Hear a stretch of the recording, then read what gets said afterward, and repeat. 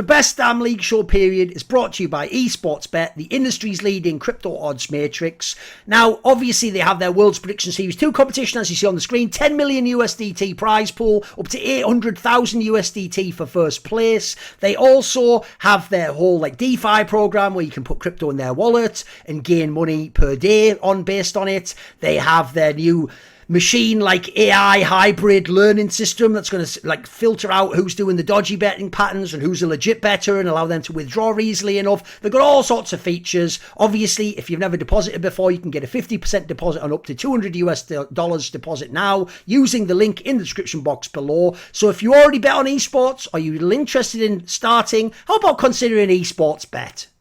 Right, this is going to be another episode of the Best Damn League Show period, and it is, of course, just a two-man episode. It's me and Dom for this one.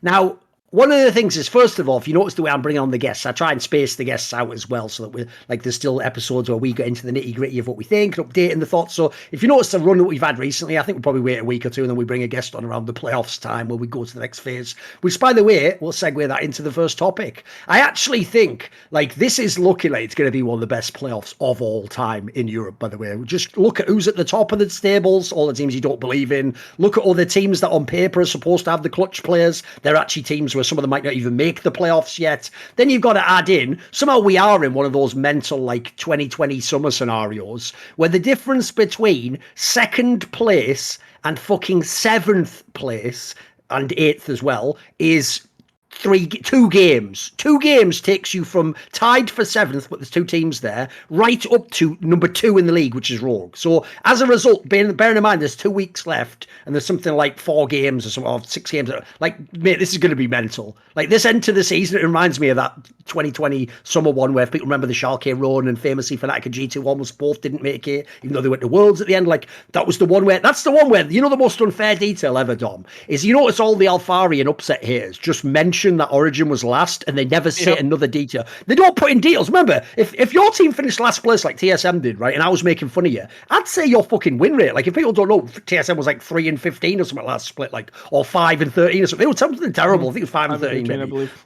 I'd mention that detail because it makes it worse that you were shit. The reason they don't mention how many games or any of the stuff I've just said now is because Origin wasn't even that bad, guys. The joke was that split. In that split, every team could have been in the playoffs. That was what was so mental. This split's not quite as bad. Obviously it goes without saying BDS couldn't be. But I'm not joking, Dom. I've just said down to 7th. But obviously SK is only 1 game below and they're in 9th, right?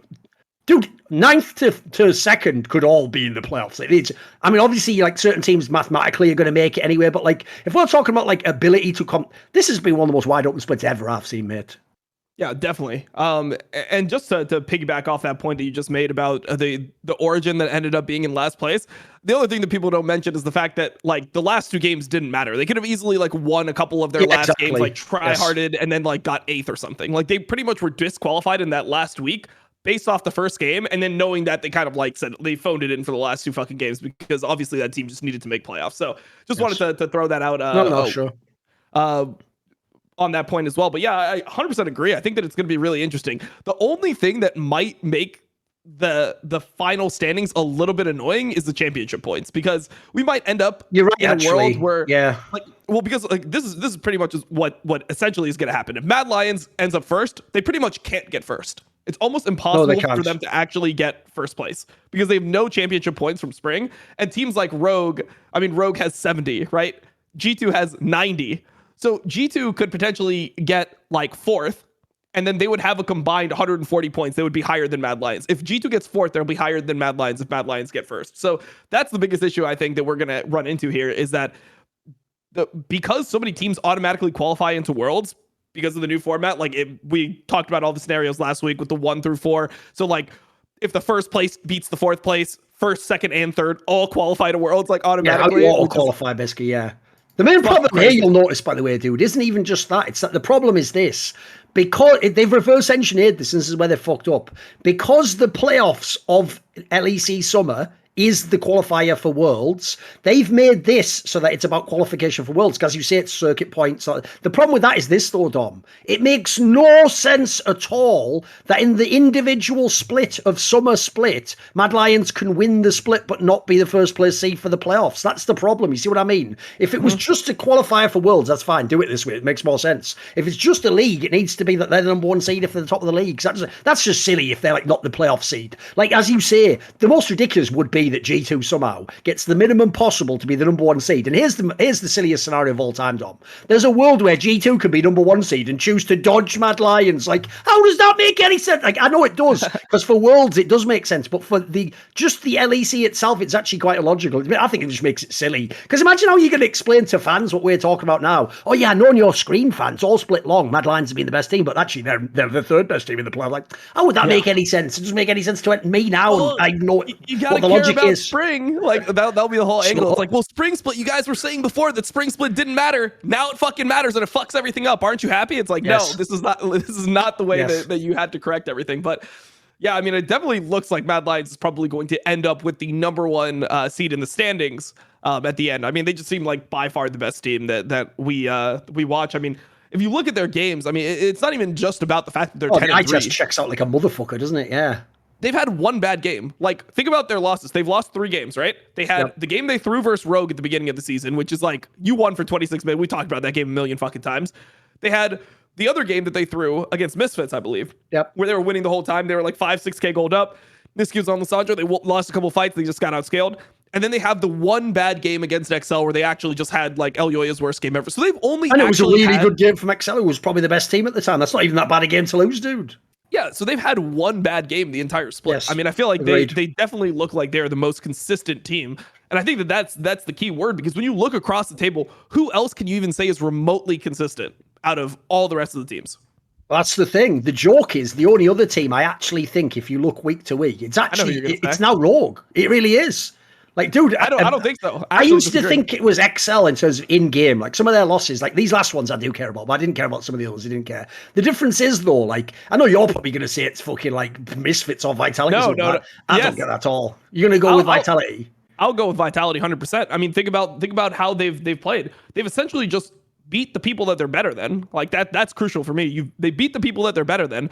And then when they were losing games, they lost all the people that were better than them. So you look at their losses, right? They lost to Mad, XL, G2, and Rogue, right? No problems there. They beat Astralis, SK, Misfits, and BDS, the teams that were lower than them. Then they beat Fnatic. And then in this second half of the split, they lost to Mad Lions, still the number one team. They've actually played the number one seed twice already. We're going by record, right? I see what you mean, right? Yeah, sure. Well, I'm just saying. I just meant like eye test of like if in the server, like difference is Rogue has they don't have the greatest fucking ceiling, but they've got a nice floor. Like they're always fairly consistent. You mean like in terms of against specific opponents in the field, who's the most consistent team to win? Well, I mean, I think I could kind of go both ways with Rogue, because like I mean, like Rogue this week they lost to Misfits and Astralis, and it's like those are two teams that they should be beating every single time, and even like the way that they look like. I mean, they kind of got like their asses beat by Rogue then. This is the official Rogue topic. Let's keep going then. Go on, give me your thoughts on Rogue then.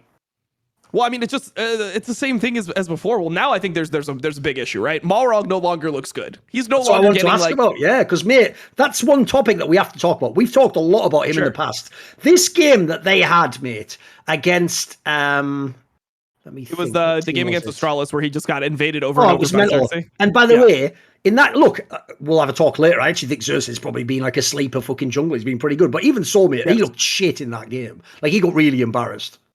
Yeah, he got really embarrassed. And then just like you see the way that he's playing most of the time. I mean, he's doing all these weird Vi builds. I tweeted out after the Misfits game that he bought 23 pink wards during the game. Like, at that point, you're just a fucking support. Like, you buy 23 pink wards. I mean, that is a ridiculous amount of gold that you've spent on pink wards now. That's like every single back. You must just buy 1 or 2. You buy 2 every single back. Yeah, that's fucking crazy. I mean, 75 gold, and it could potentially give gold to the enemy team. If you just look at a fucking calculator, right? You do 23 times 75. I'll just do it right now. 1,725 gold on just pink wards. A full item costs, a full legendary item costs like 3,000 gold. 2,800. I mean, we're on the patch where Chainsword, which is one of the best items in the game, I've tweeted about it before, costs 2,600 gold. And he's buying 1,725 gold of fucking pink wards, man. Like, he is so far behind every game because Number one, he still sins like a motherfucker. He still sits in bushes. He buys really weird items. The order that he buys his items in is super strange. Like, he had this weird obsession earlier on in the split where he would go Bomby Cinder plus a Giant's Belt, which health is like not even that efficient anymore at that point. Like, a lot of the champions he's playing have built-in like effective HP. They have shields. They have like heal from Conqueror. They have ways, or like they have like a healing support, whatever. They have ways to have enough health that armor and magic resist become more efficient than health. And you know, he's just still just all in on health. Not only that, I mean, it delays his mythic item. So even though like you could argue like, oh, well, you know, you can buy items that spike you really hard and delay your mythic because you want to be stronger early on in the game. I don't even think that the items do that. Like, I don't even agree with that premise. But then you look back and you're like, oh shit, like he's now like behind every other jungler because they have mythic items and he's sitting on like random components at a fucking random Giant's Belt. So I don't know. I feel like Malrang is essentially just like kind of becoming like, no one's dying his ganks. He's essentially just behind every game. He's kind of just like AFK farming. You know, it kind of reminds me of Haru in some of the earlier weeks. And then they just lose because it's like they have no synergy. I mean, Rogue doesn't act together at all as a team. Like, you don't see the support and jungle go and make plays anymore. It's kind of like all three lanes are farming. Jungler is just existing and they show up to fights and they're kind of behind and then they lose. Here's the thing. One thing I think this brings up as a topic is how whack fans are with their fucking like movie level analysis. So you remember last split, the dog shit take before the end of the split went like this. Malrang's completely transformed. The guys in Rogue, meanwhile Inspired, he was obviously shit. Inspired was the problem. Spoiler, Inspired probably is like the MVP of the fucking LCS if you're not watching. Like, he just runs the whole fucking league. And even was in spring, he just had to adapt to those new players and a totally new setup. Like, Inspired was a very good jungler. That's obvious. Malrang, obviously, this is where the narrative from last split has to get resurrected, Dom. I don't know if you ever saw the comments, but there was loads of people got mega butthurt when at the end of last split and in the playoffs, we were pointing out that like Malrang basically, like, he might be getting the good outcome, he might be winning these games, but these are like mad gambles, and this style like won't hold up. And more importantly, like, it's just not actually that good a style. Like, it works because of the players he has in his team. You know, I made that point, like, if he was on the worst team in the LEC, like, they just lose loads of games. Like, you wouldn't think he's mega. Here's the difference. When I watch BDS, I actually do maybe like only one game this week, but there's often times I watch BDS and I'm like, this Synchro guy's just a good jungler, mate. He just gets ahead early, he does what he does, and if the team loses, I don't blame him. He hasn't got anything to work with. If you put Malrang in that scenario, he wouldn't do that. Like, he might fuck around and win a game by being a psycho, but he's not going to actually like play like proper fucking League of Legends and show me like what an amazing jungler. So I think like I'm sorry, that was always a window. It was going to run out eventually. He wasn't just going to torture the whole league forever and be like, how does he keep getting away with it? He wasn't going to eventually he's going to stop. And the problem I have is this. You know what, Dom? When it stops working, like it stopped working now, and you are just getting behind, losing fucking, you'd be buying items now. The gold efficiency's fucked with you buying these pinks like that. The joke is, I'd rather have Inspired back in the team now. If I could fucking click the ruby slippers together and bring Inspired back tomorrow and put him straight in Rogue and fix the whole team, what are we doing? Because that's the problem, mate. Their team, this is the issue, like you say. I do think all of them generally are all right now. Like, no one's playing really terribly, but you look across the board, there's too many factors. Like, I'll give you an example. So Larson had that week where he looked fucking mega on his A. Then he has to get... Then, think about this, guys. This is why you are just cursed, Larson, mate. Your whole career, you're a fucking mage player. So Talia comes back in. It's so broken. Everyone's winning on it. And you're the only person who looked like an idiot playing it. He looked shit against Misfits on that, mate. That should be your wheelhouse, bro. It's literally the champion where you ult the cunts when they jump in on you. That's your dream. It's basically it's like your second is here, you fuck. So he was bad on that. So the problem they have as a team in general is they're like that old classic idiom. They're like the jack of all trades, master of none. They just, like, here's the thing, Dom. I'll give them credit in this sense. They have a good early game as well. That's a nice factor. They're one of the only teams can probably like go along with the Mad Lions in early game. But beyond that, mate, like, I actually think the only player who's played really well the last few weeks combined is Comp. I actually thought he got fucked hard this last week. Like, the joke is, like, the fucking Larson Talia was fucking in with the walls, just trapping his own ADC out of the fight. Then Odoamne, I don't even know why. You know, one thing that doesn't work narratively about Odoamne's career, it's that he's supposed to be the guy who loses with class and is a mega veteran. This last week, you'd think he was a fucking rookie or something. Like, he's just chain feeding. Like, what are we doing? So I think as a team, they have some strengths. And currently, I mean, one of the biggest strengths is just the wins they've got. So they're going to be in the playoffs, like you say. They're going to have a good seed. That's all great. But, like, mate, they have so many holes as well in this team. Yeah, there's so many holes. And, I mean, they're almost guaranteed So right now, this is the biggest problem, right? They're in second. G2 doesn't look good. They're going to have the most championship points by accident, almost. Like, if Vitality comes second, right? Like, Vitality comes second, and then they come, like, third or fourth. Well, they've got it in the bag. Like, they easily have enough championship points to be the number one seed. It's just going to be another one of those times. It's kind of like last year where they end up going to Worlds, and beforehand, you just don't even feel good about them getting a World seed. You don't feel like they're going to do anything. I feel the same way now, where it's just like, I don't know what to expect out of this team. I really don't know when they're going to play well or when they're not. I mean, before at least I could kind of have that idea of, oh, they play like weak side top, and then they play like these hyper carries bot lane, and then like Malrong just kind of does whatever. He sins sometimes, whatever, and then they'll just like get into a team fight and win. I mean, they don't even get into team fights and win anymore. Like, this split has been so disappointing. And when you think about the quality of their wins, like, I mean, sure, they have some wins, right? But they have also like a bunch of like fluke wins too. The game versus XL, I mean, that was a game where XL threw that they shouldn't have won.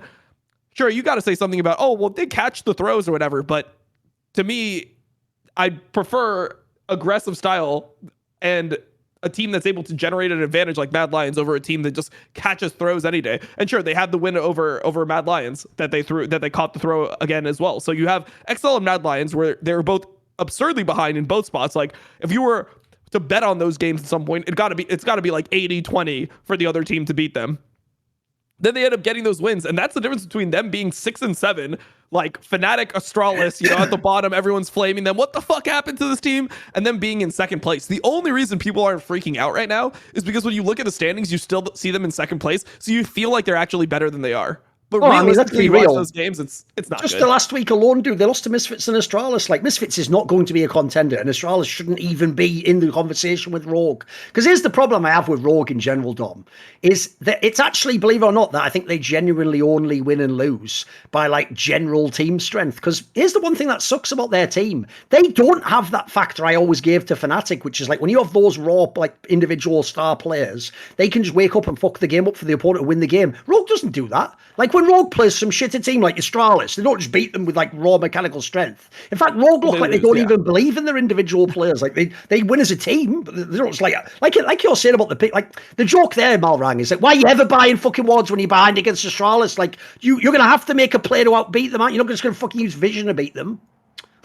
Yeah, it's tough. I don't know. I mean, I'm not hyped on Rogue right now. It's really weird right now because so much changes from week to week, and like these weeks that should be really good for them end up being bad. And it's like you go from being like, oh well, at the end of the day they're 8-3, and then they have Misfits and Astralis, so they'll probably be 10-3, and then they'll be at the top of the league. So I mean, it's all right. You don't just realize, the point that's craziest of all is, at least in the past splits where they were number one seed, Dom, they earned it by being number one in the league. They're actually going to, for the first time ever, be number one in the playoffs, probably, with the least deserved number one seed ever. It's actually going to be even stupider. Like, the joke is they're not even in great form for all the people who buy the razor cake to believe they're going to win.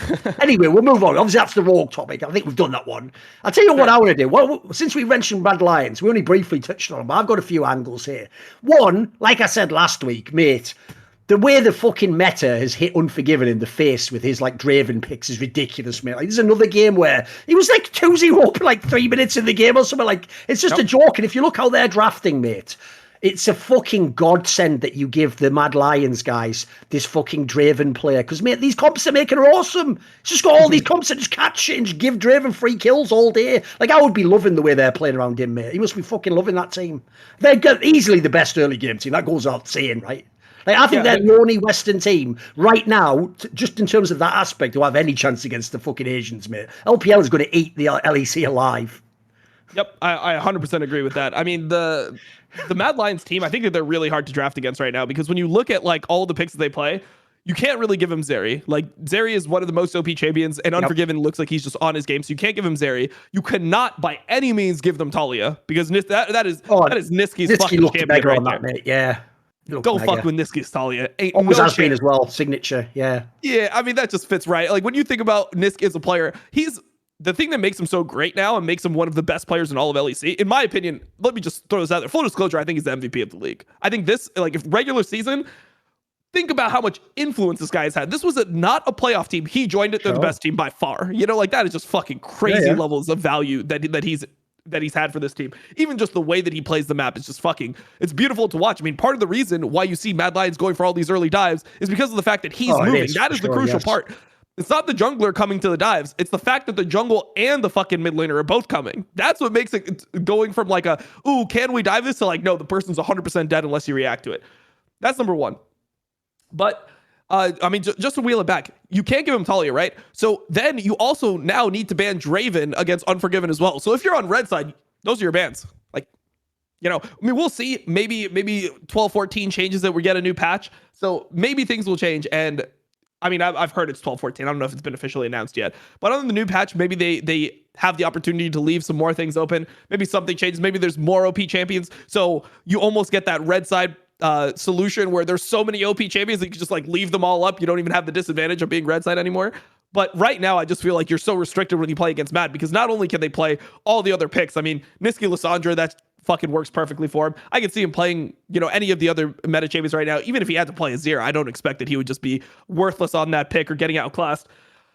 And you don't get to actually like have any unique strategy because they just lock you out in those ban phases. It's like, oh, we have to ban Draven, Zeri, Talia every single time. And then, you know, everyone else is going to get their best champions. That's the problem, is then Elyoya can play whatever he wants. Armut, who's one of the players that you should be able to target with bans, can play literally any champion in the game because you can't waste bans on him or you auto lose because of the other picks. So I feel like Mad Lions right now are super scary for that reason. No one else feels like they have that type of command over pick and ban phase where you're like, well, we can't give him this. Like we saw what happened last time he got like Draven. Like we can't give that shit to him again. Okay, well, what about all the other picks? So they're in that spot where because they've done so well with those picks, they've now like commanded the respect where you can't even conceive of giving them some of these champions. And I know they're back in Draft Kingdom for the coaches for sure. Yeah, I mean, obviously you could even throw in, you didn't even have to mention him, but Elyoya's out there. Like you can't just give him any fucking jungle pick. Yeah, oh, it's a nightmare. It's a fucking nightmare scenario for anyone trying to get draft against them. Especially, I'd even throw this out there.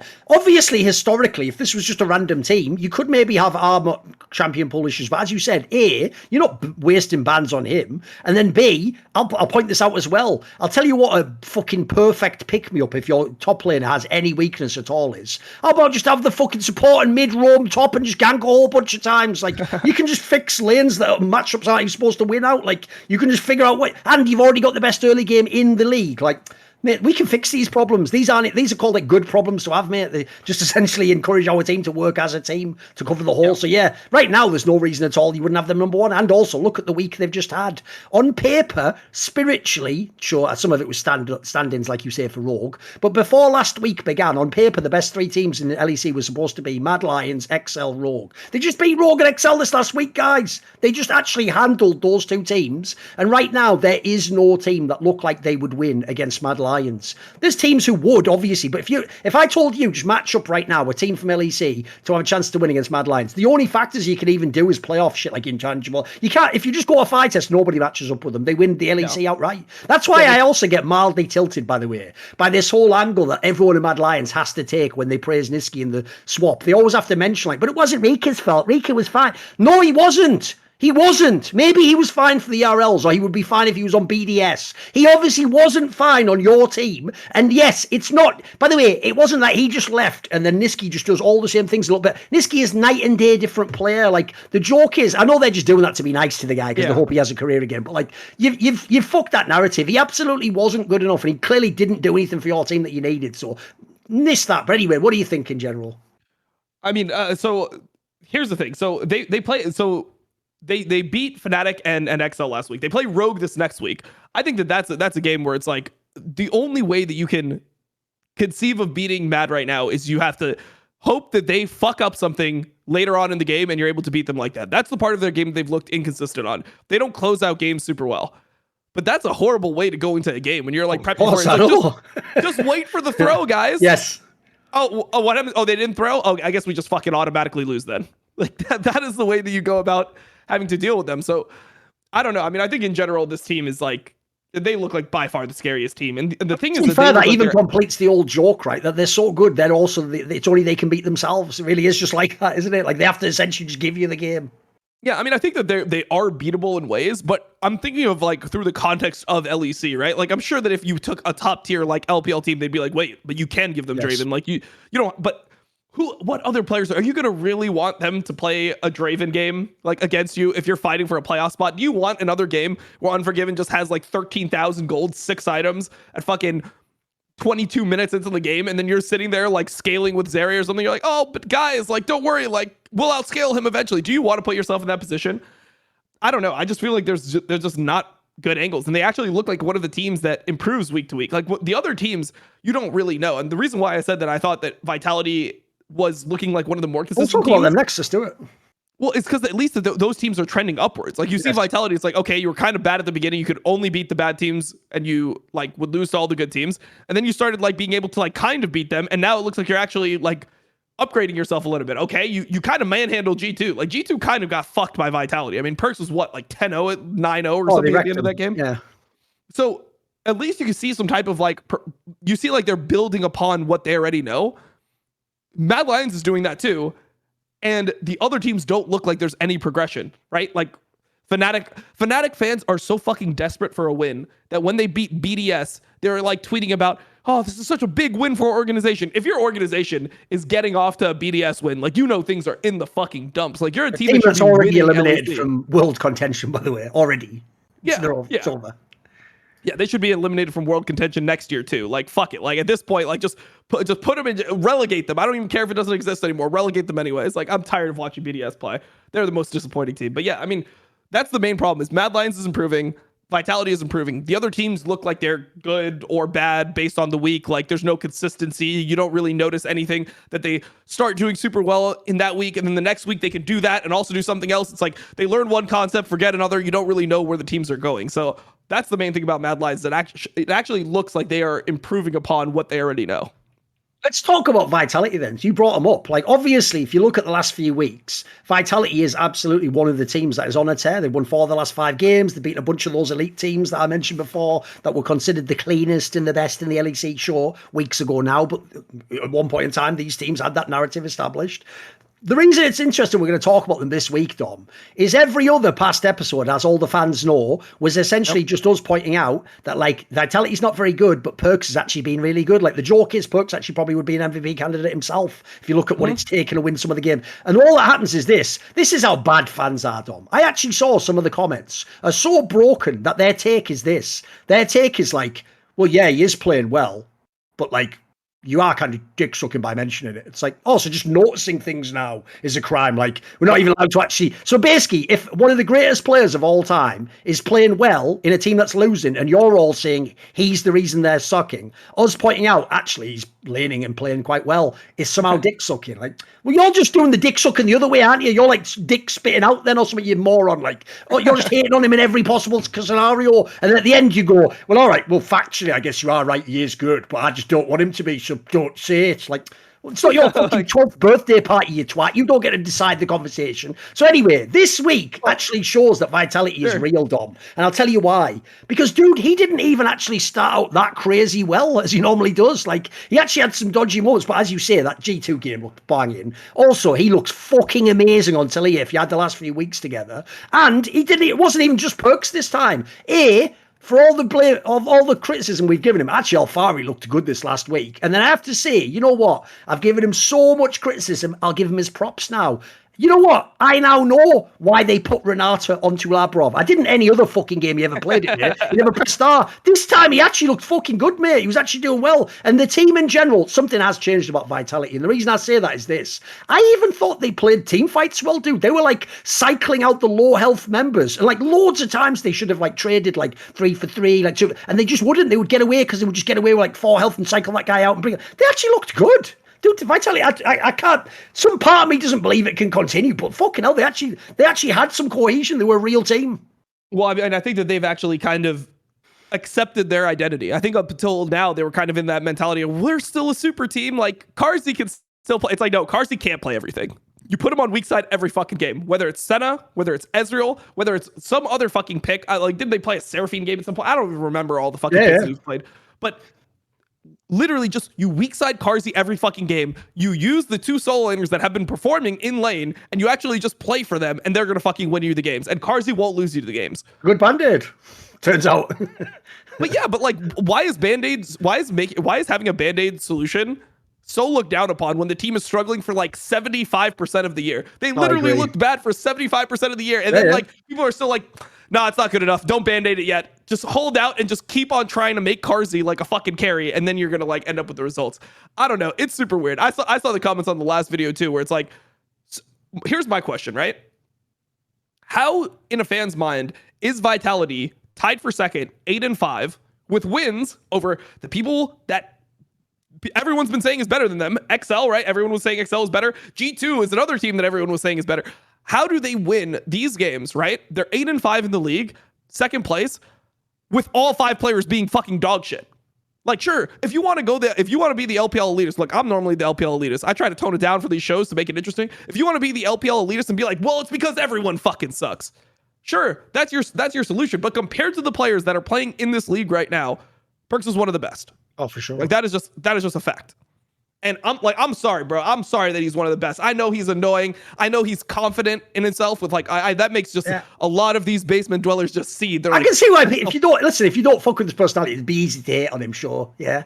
Yeah, no, I mean, like, people fucking hate his personality. They hate looking at him and he's like, oh man, why does he think he's so good? It's like, yeah, maybe because he's fucking won like 9 splits out of like 12 or some shit, like, or like 13 split. Like that's like I would fucking feel pretty good about myself. Like at that point too. Like when I was in LCS, I thought I was fucking good and I didn't even win. Yeah, exactly. Like, so imagine it took my boy LECWorlds like 7 years to make one final. Perkz has won like 9 of the motherfuckers. So exactly. Like I'd get. You know what, fans? I don't know if you can believe this or not. I'd get pretty cocky if I was that good. You know. Yeah, I don't know why he has self-confidence, but then also like his team fucking sucks. So it's like you look at Carzzy and LeBron have been so fucking bad this year. Haru didn't start playing the game until week 4. Yep. Week 4 is the first time I ever saw him gank a lane. I was like, oh my god, he ganked something. He's a human. Like they actually have a chance to win. I'll give him props for this last week, actually. He actually looked half decent. He had some invades. He looked like they even were working with the jungler, for fuck's sake. Because I was on the same train you were, Dom. My whole thing with Vitality last week was basically, I only care about putting Bo into the team. The Bo guy, the eye test checks out. He looks like he's fucking amazing. Put him in the team. In fact, the fact that the team's shit, great. He can just do whatever he wants. Let him play like fucking old school Rush in the LCS. Just do whatever you want, basically. Like the team doesn't matter. Dude, they could actually, even if Haru stays, they could do something. This team wasn't terrible when he's playing the last few weeks. I mean, just look at how they're playing. So the whole problem was that, I mean, I watch all the games with Rat. What Rat would always say, we watch all the Vitality games. He would always be like, well, Perkz is just going to go up 10 CS and then nothing happens based off it and then Vitality loses. That was the problem. But imagine if your mid is winning by 10 CS every fucking game and you can actually just go to his lane. You can just go to his lane and dive the guy that's forced under turret.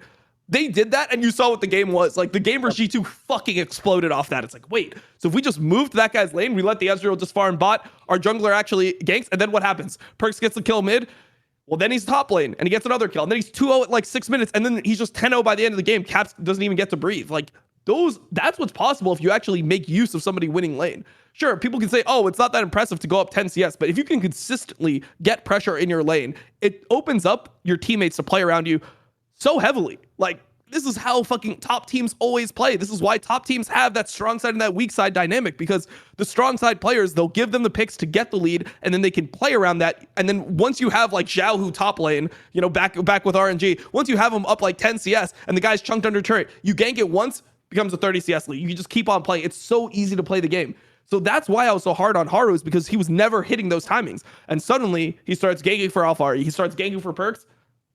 They look like a completely different team. They look like actually one of the best teams in LEC right now. I mean, after this week, who can you say is better than Vitality and Mad Lions? Like, who can you say? I'm not going to say Rogue. I'm not going to say Rogue. I'm not going to say XL, who they just beat. I'm not going to say G2, who they just beat. Never will I believe that Misfits is actually good with their roster. And then Fnatic looks like dog shit. They're literally just looking like the second best team. Although I will say, here's something that might seem like a weird take, but I think this is a great moment to say it. Now you know, though, why this was considered a super team, Dom. Because the point is, you know, like, I get for fans, if you're a really casual fan and you really do just go on the roller coaster of like, oh my God, 2-0, oh my God, 0-2, and you're just like up and down. Like, I get that, it feels like whiplash, right? But basically, in the same reason why we never totally wrote off Fnatic until I did last week. That's the final time. I'm done with them now. The reason I never wrote off Fnatic is because when you have players of that quality, they can turn it around. Like, these are formerly great players. The Vitality players, there's a reason why people put so much scrutiny on them. Like, All you needed, as you see now, was like Perkz was already playing well. We just need Alfari to play well. By the way, Nar being one of the main picks has made it easy for him. He was always a fucking Nar main. There you got GPs in the meta. You have to even ban that potentially. So like already he's back in the mix. Like I said, Haru's played fine and Labrov had some good games. Like, boys, when the team comes together, this is why this team was so infuriating in spring, because the pieces are there. They should be so much better than they were. Like where they are now is actually where this team was supposed to be from day one of spring split, basically. Obviously was self-made back then. In fact, there's even the final detail. Now you get why they made this team. Think about it logically. Here's what they thought. Like Perkz and Alfari both thought, well, we want to play with each other because we both think we're the best. If you're Alfari, you're probably even looking at Perkz going, brilliant, I'm not that great outside of lane. You basically, that is your entire office outside of lane. We should just play together. Then what happens is you go, let's bring over that Kazi guy that we're all friends with. And since he knows he wasn't the main reason Mad Lions won, he'll just be weak side all game long. Stick that Labrov guy who's number one in solo queue with him. Oh, and what's that? Self-made, the guy who dominates all the scrims wants to play. Brilliant. Like you can see on paper, that did look great. You could see how if Self-made was actually prime Self-made and we were in a farming jungle meta, he'd be having a fucking great time. Like this team would be baller. So like, look, I'm not going to go too far. I still think they've got some flaws. I certainly don't think you can just take these 2 weeks and just delete the rest of the year. But mate, now you're seeing sort of why they at least tried to make this team. You can see what they were hoping could at least happen. Look, I mean, they're just one of those teams where I'm looking for them to make playoffs. If they make playoffs, there's a good chance this team goes to Worlds. I mean, look, if you make playoffs, 2/3 of the teams that make playoffs go to Worlds, number one. Like that's just the beginning of it. The other part of it is, like, when you look at it, like, I mean, who else is actually showing, like, they actually know how to play League right now? Well, we'll get to that, because I want to save that top until the end. Actually, we're going to do, like, a who are the 4 teams, and we'll put our money where our mouth is, right? Okay. So let's go some other teams, though. Sure. So we've got Vitality top. I actually thought, just because I actually do have a few takes on this, and as I said, technically, BDS is now eliminated from Worlds contention. They cannot be in playoffs. So here's what we're going to do. This will just be the last time we talk about BDS. We're not talking about it in the next fucking weeks. Unless something amazing happens in their game, we'll just wrap it on this. So on BDS, I actually have a couple of thoughts for you. Right?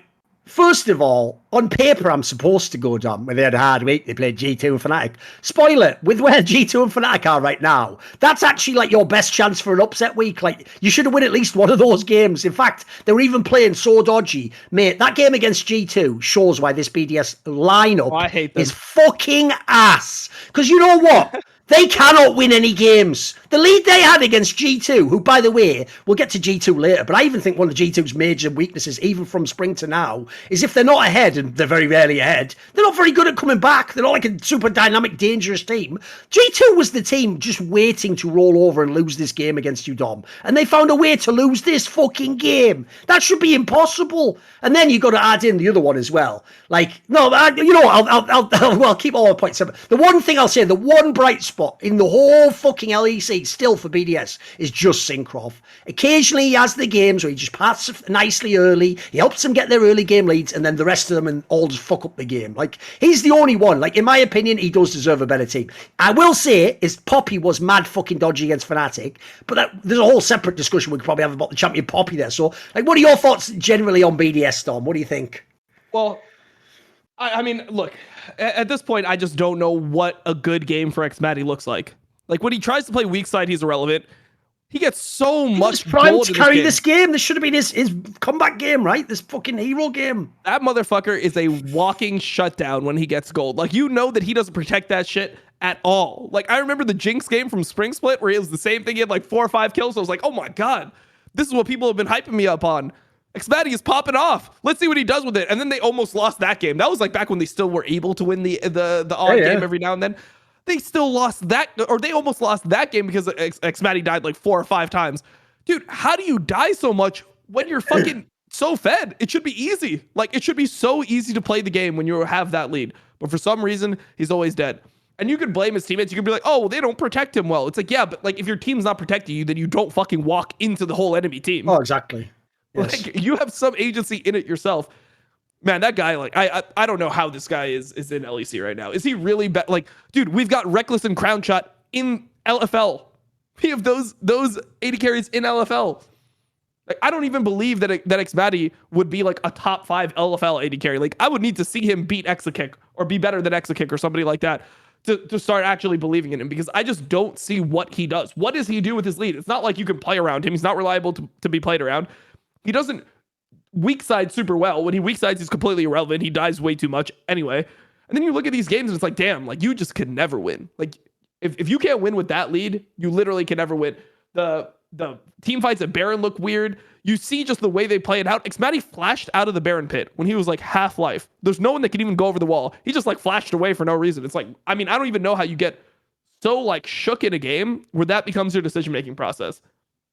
It's just so weird to watch this team play. I mean, I'm happy that they already like eliminated from playoffs so people could stop talking about them. I'm gonna veto what you said. I don't even care if they show some type of promise in the other games. I don't want to talk about them again. The rest of the show, I don't want to talk about them again. It doesn't fucking matter. They could win 5 games in a row. They're already eliminated from playoffs anyway. So one topic though that actually ties into this though. This is why it'll be a perfect last topic on BDS. Because dude, there is a tweet that Grabs made, and I think people just thought it was a joke, so they didn't even pay attention. So despite all the scrutiny BDS has faced, no one even bothered tunneling on this detail. Right? When I read this tweet out to you, Dom, you just tell me, let me read the whole thing, but at the end just tell me what's the first like alarming detail. What part of this context is really disturbing? Look, you don't even need to read it. I can tell you already. Yeah, I know where you're going, but let me read it for the fans though. Yeah, so it was a tweet where after the games, Grabs just did a tweet and he said it was like an image of like a bird or something, and he put me going home after going 0-2 to read mean comments / being told how shit and fat I am.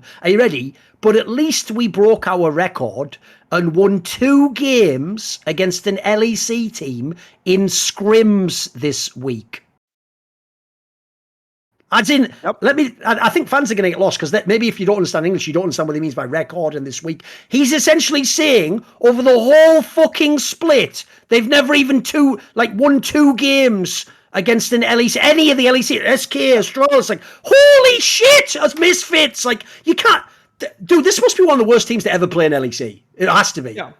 By that alone, it has to be. If he's not lying, that's crazy. I've never heard of that, by the way. Even normally, when you're really bad, the joke is normally it's just the scrims you win, isn't it? Like, you hear stories in the past of, like, promiscuous mega in scrims. You know, like, you hear that. Dude, if they're not even winning scrims, what hope is there? Holy shit. Okay, so this is something that's verifiable. Like, I mean, they normally go 0-5. So for people that don't understand what winning 2 games in scrims means, so when you scrim a team in LEC right now, they do five game blocks. They do 1 block per day, 5 games, right? It normally takes 5 hours with reviews and everything. He means that they had not went 2 wins, 3 losses before against any of the teams that they've scrimmed against in LEC. Yes. So they were essentially going 1-4 or 0-5 every single scrim set that they had for weeks and weeks and weeks. You normally scrim the whole league. Yeah. Against everyone. But here's the more damning thing. The top teams will never scrim a team like BDS. Yep, you will never get a scrim. BDS will never get a scrim with Mad Lions right now. So that means these motherfuckers were getting like 5-0'd and 4-1 by SK like every week, and then having to go and play LEC. Yeah. Astralis too. That's you wonder why SK is normally confident. You talk to the players and they're like, or like you see what the players say on social media, and they're like, well, like, we feel like really good as a team. Like they're always hyped. It's because they go home and they like 5-0 BDS and they're like, that's an LEC team. We 5-0'd them. Oh shit. Like, we're going to fucking do well this week. And then they play against a real team. They're like, wait, what the fuck? Wait, maybe we actually have some problems with our game. Like, you almost don't learn anything. Yes. If SK and Astralis, you almost can't learn anything from BDS. That's so disappointing when you think about it. So yeah, I mean, that was crazy to hear, but I mean, I've been hearing the same thing all split. I was actually surprised Grabs tweeted that publicly, because he's been telling me that all season long. Like I said, did you notice the craziest part is that everyone else just seems to have not noticed it, Dom? Like, that wasn't like the number 1 Reddit thread. Everyone else has just ignored that tweet. Like, if you're all going to hate on Grabs, like, holy shit, he's essentially giving you the greatest gift of all time there. Like, I don't hate on him, but he's just told you how shit his team is. By the way, spoiler, that's also the tweet you make, Dom, when you're probably going to lose your job and this team's all going to get fired at the end of the year. Like, that's also the other vibe I got. That tweet's almost him just like officially saying, like, yeah, the entire project was shit from the beginning. Sorry, almost. Like, what else can you say? That's it. I had a second topic though. Like I said, I wanted to maybe bring it over because when I mentioned there, like, actually I thought the Synchro Poppy was fucking shit against Fnatic. I've got a question for you, Dom, as a jungler, because here's one of the problems I have. A general pet peeve I have in League of Legends is when a champion in isolation or in solo queue is easy to play, and then as a result, fans are just like, you can't even play that in the pro game. Well, first of all, like, it's obviously different, like, how the game is, who you're playing against. Because I saw this comment, by the way, all the time about people like, why can't everyone just play the Jax counter to Gwen? Like, why don't they all just, like, What are you talking about? Like, yeah, that's a really hard champion to play in Pro. Jax, what are you on about? Like, they can't just play that willy-nilly. So Yeah, I want to ask this question. No one can question. play that in the West. No, Not one person can play it in the West. That's why that bin guy was a god, mate. The fact that he can even bring that out still. So all you need to know is this. The question now is about Poppy. Because my problem is this, Dom. I know to a pleb they think the same thing about Poppy. They're like, geez, you just use the ult. Well, spoiler, the ult's really hard. Like, fucking between Zanzara and Synchro, they miss every fucking ult. What are you talking about? Like, they're garbage with this champion. This champion is supposed to be broken if you play it right, Dom, at the moment. So what's your take on it? Because it looks to me like half the drafts it gets in, the player almost doesn't even already use it very well. It's not even that. You don't even have to be that good with the champion, it seems like. What do you think? Yeah, I mean, it's a champion where you should be able to separate the team to a degree that you automatically win the fight. Like, if you get into any fight and then you ult out like the front line or anything like that, the fight is just over, right? It's just like an automatic win because you're actually just fighting like a 2v5 or like a 3v5 or something like with insane number advantage. I mean, no one really plays it that well in LEC, which is why you don't see it. Like, the ult so poorly. If you don't they just use it willy-nilly. Like, they don't use it like you should. To me, that ult is like the ultimate Monte Cristo. If people don't know, Monte Cristo's whole obsession with League was what is your win condition at each moment. If you have that ult, you're supposed to be the guy who perfectly target selects in this team fight. If you do that, we win, like Dom says, mate. They just like knock the support out. Like, it's mental. I've seen him knock the fucking Wukong climb out of a fight. The clone. Yeah. I mean, it's rough. I mean, I don't know what to say about it. I mean, it's just rough.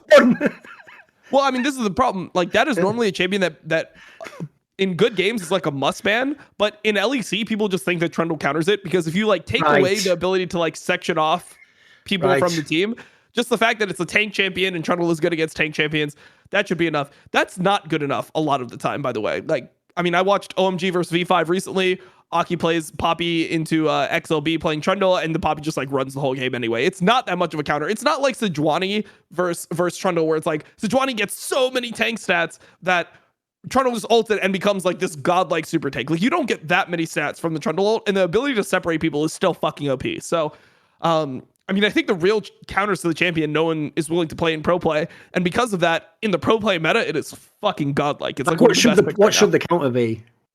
Full clears. Like, you should be playing things like Karthus into it, where because Poppy doesn't have like great Poppy doesn't have a great ability to like pressure another champion, to like invade another champion. Like, you can do some like tricky pathing. You can do, you know, the red raptors into counter jungle the enemy raptors. You walk through mid, hit level 3, and then you like try to use this like random tempo advantage because it clears raptors pretty well.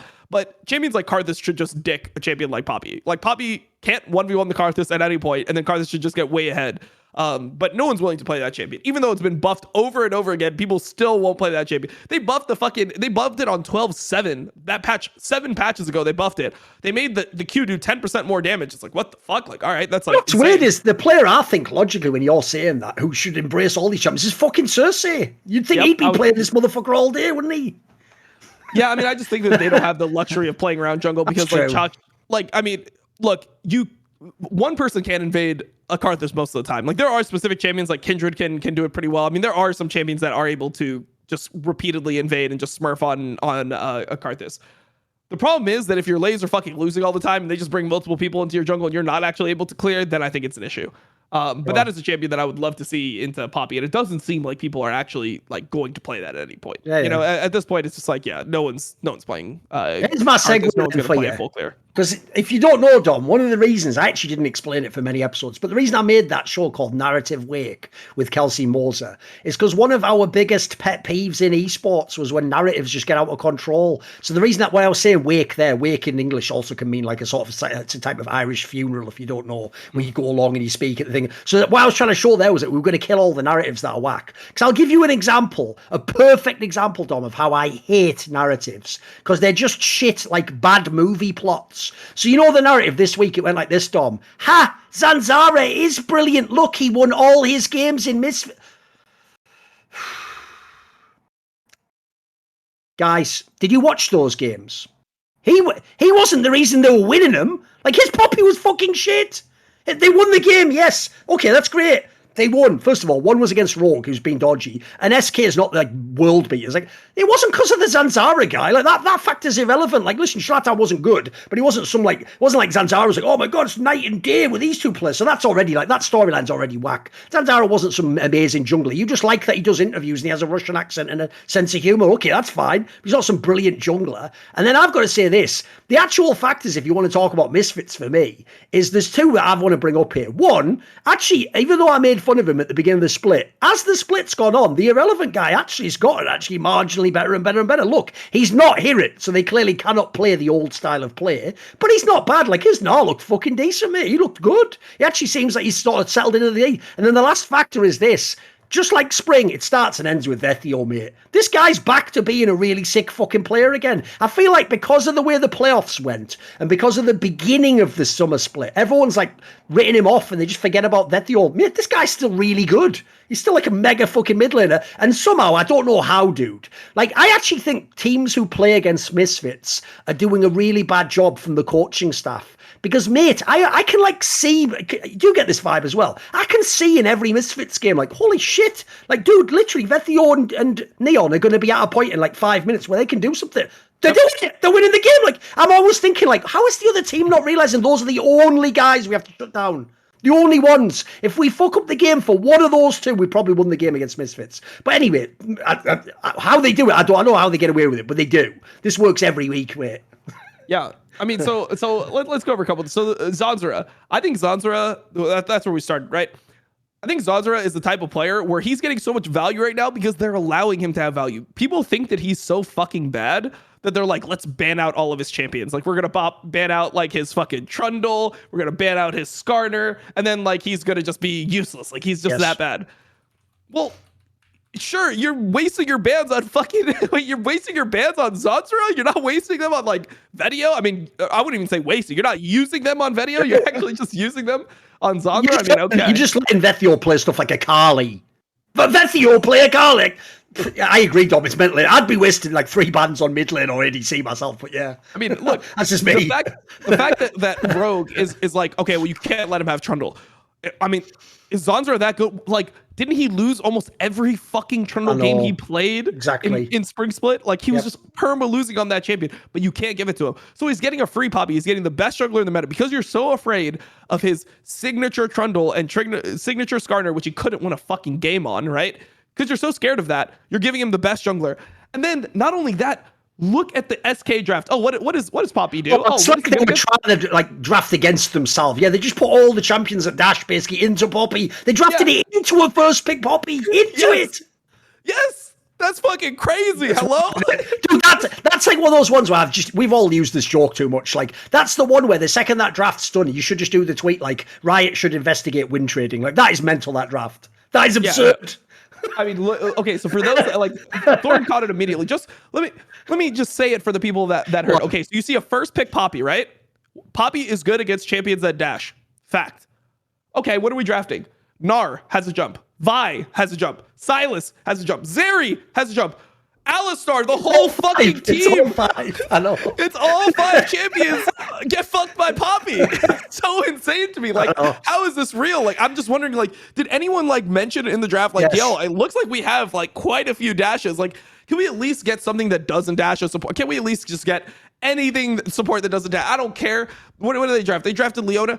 Anything, bro. At least a Tom Kench doesn't fucking dash. At least you can't cancel Tom Kench. Like, anything, bro. Please. Anything but an Alistar. Alistar, his whole combo is WQ, right? If you stop the W, he's useless. That champion is fucked. And you drafted into Poppy.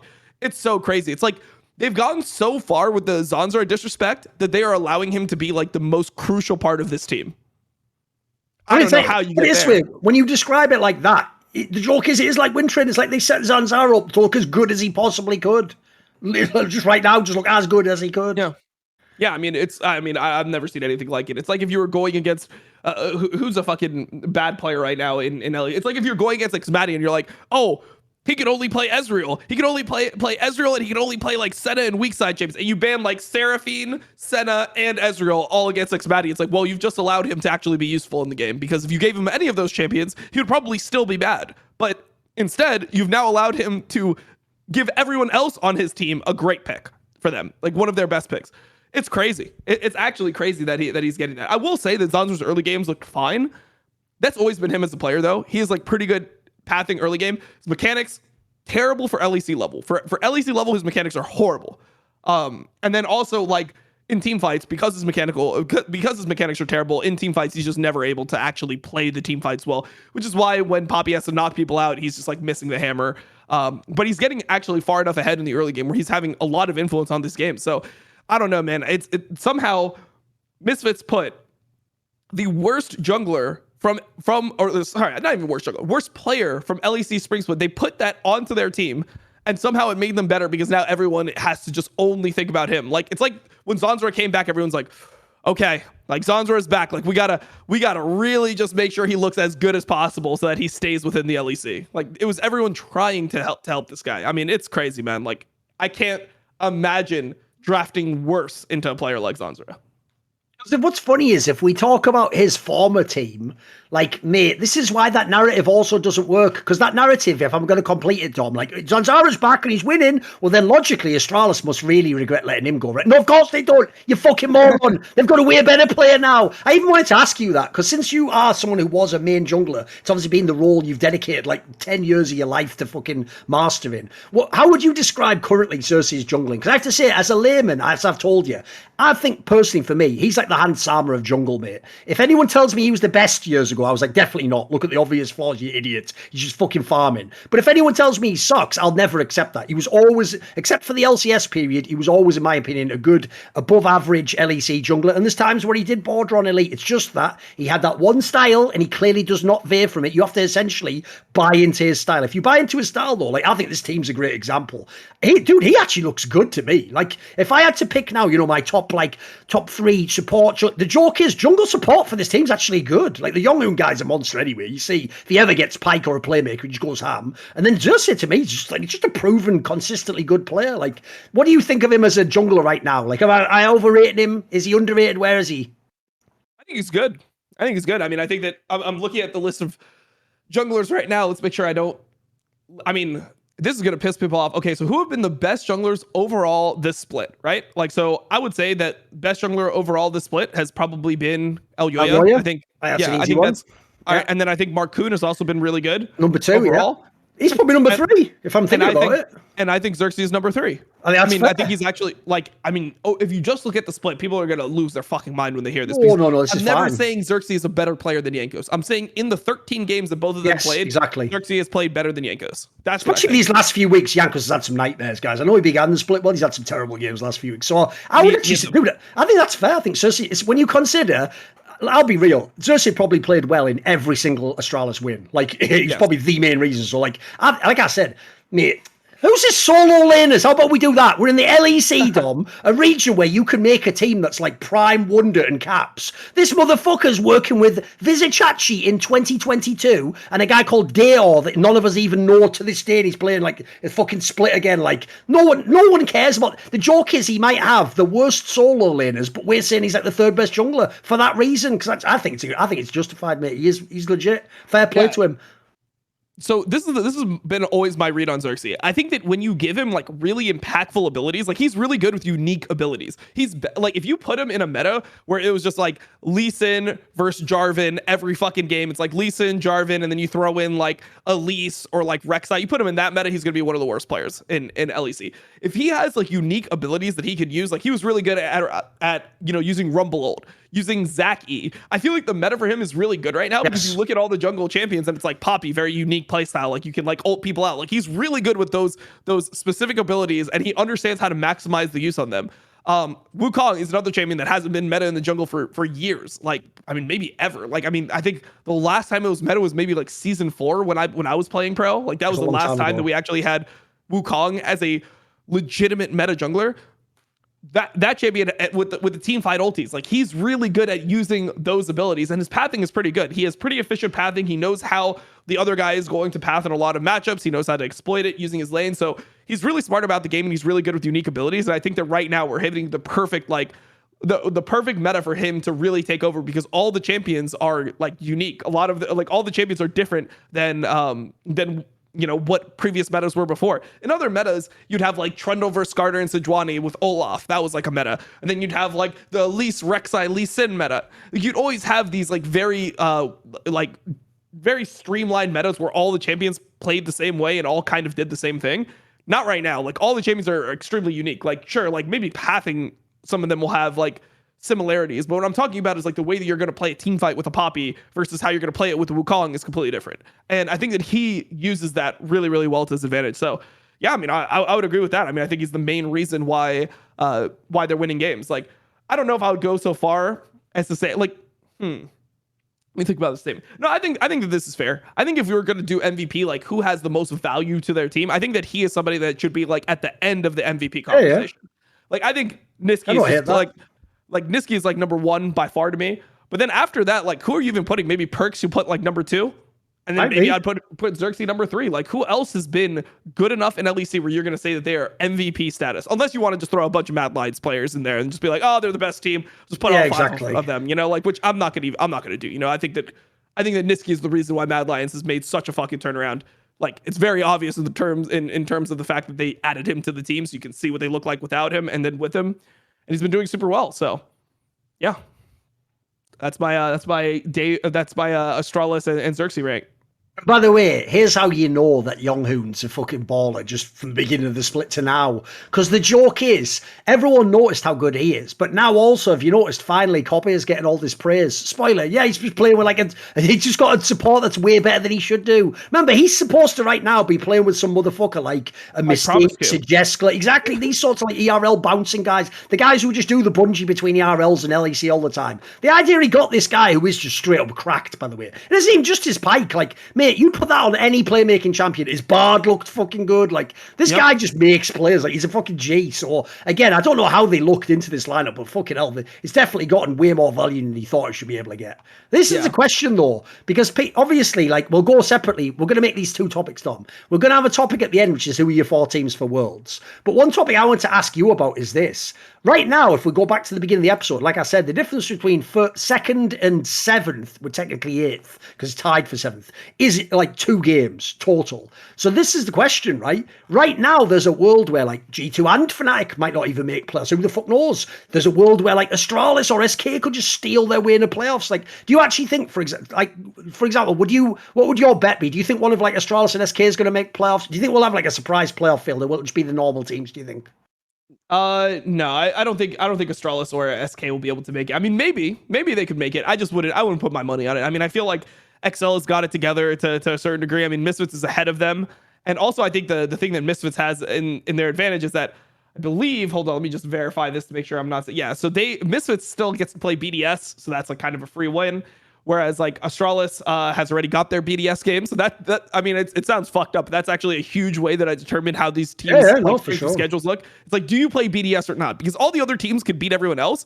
Like, but I mean, the way I'm kind of seeing it right now is that it feels like almost no one can consistently be Mad. No one's going to be a favorite versus Mad, and no one's going to ever lose to BDS. Like, I think BDS is going to end the split like 1-17 or something.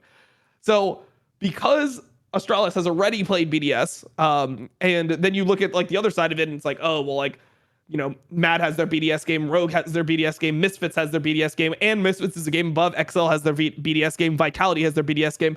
I just assume that it will end up being Mad, Rogue, Vitality, and then I think it's going to be XL. The thing is, Fnatic actually doesn't have that crazier strength of schedule, by the way. So Fnatic actually has, in theory, slightly easier strength of schedule. Yeah, see, that's what I think. But then when I look at it, it's like, okay, so who would I say Fnatic is going to be? I mean, I guess Fnatic I would probably have over Misfits. That's the problem. I could see them sneaking in just because of the strength of schedule. That's the only issue I have with them.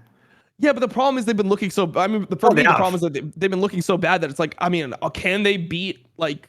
I mean, like, okay, so who do they lose to? They lost to Vitality and they lost to Misfits. So they lost to Misfits the first time they played them. I mean, then they play against Vitality, who they look worse than right now. They play against Astralis, which I guess they should be favored against. They play against G2, which who the fuck knows? Like, probably I would say they're slightly. They're slight underdogs versus G2, and their last match is versus SK, where it's like, if you wanted to look over the recent weeks, SK recently has been looking better than Fnatic. But I don't know how much that accounts for anything because everything ping pong so much. Everything just goes from. Let's do the SK topic then. Let's talk about SK because I agree. The last, I'd say 2 weeks, maybe even 3. SK has just gradually been climbing back into contention. Like obviously they began the split as the team that like could have upset a bunch of people but didn't close the games out. They actually win those games now. They actually look legit. And I have to say, considering how much time they've invested in him, it looked to me like the Certus guy was just going to be like sort of a boss or like a typical SK player. Like. I mean, okay for SK if you want, but we would keep him. He actually is getting better every week, mate. He actually looks half decent when I watch him now. Yeah, Certus looks good. I mean, I'm still worried about Gilius. I've been worried about Gilius the like entire year. I mean, there's the games where he pops off really hard, where he gets like ganks off, and it's like, damn, this guy looks good. And then, there's the games where he just kind of loses the game alone. So I don't know, man. I mean, it's tough for me to rate a team with Gilius on it because I feel like he should just be able to be banned out and like fall apart in metas. I mean, what did he play? He played the Hecarim game, I believe. Wasn't it Hecarim versus Astralis? And I guess that looked like okay, but how many champions he's actually going to be able to perform on? It seems like every week teams start having a better and better read of like what his playstyle is. You pretty much want to ban Poppy versus this guy, and then in second ban phase, ban Jarvan. He's played 9 champions this split. Yeah, but that's mental. That's mental. I mean, but this guy's just trying everything. He's desperately trying everything, mate. Fucking hell. Yeah, he's trying to like find something that actually works for him, but I don't know. I mean, there's clear picks. Like, let me see which picks that he's played that I would be scared of, and which picks I wouldn't be scared of. Like, if I'm just going off the top of my head, I would be worried about him maybe picking like Skarner into your Poppy because that's like a counter pick that we've seen. I could see maybe, I could maybe see that. I think his Jarvan's fine, and I think his Poppy would also be fine, and maybe his Hecarim would be serviceable every now and then. I mean, you look at like his game on Vi, it was terrible. His Trundle game is whatever. His Volibear game is whatever. His Wukong, I would not be afraid of at all. His Lee Sin, you could give it to him every single time. He has a 50% win rate on Viego. He has a 0.7 KDA. I mean, I don't know. I'm looking at his match history, and it's like I would not want to give him Poppy, and that's pretty much it. If you ban Poppy from this guy, you could probably just pick whatever else you want into him, and he'll never be a threat. He'll never carry the game. So yeah, I think that's like the part that I'm really scared about when I look at SK. I just don't know how reliable Gilius is going to be.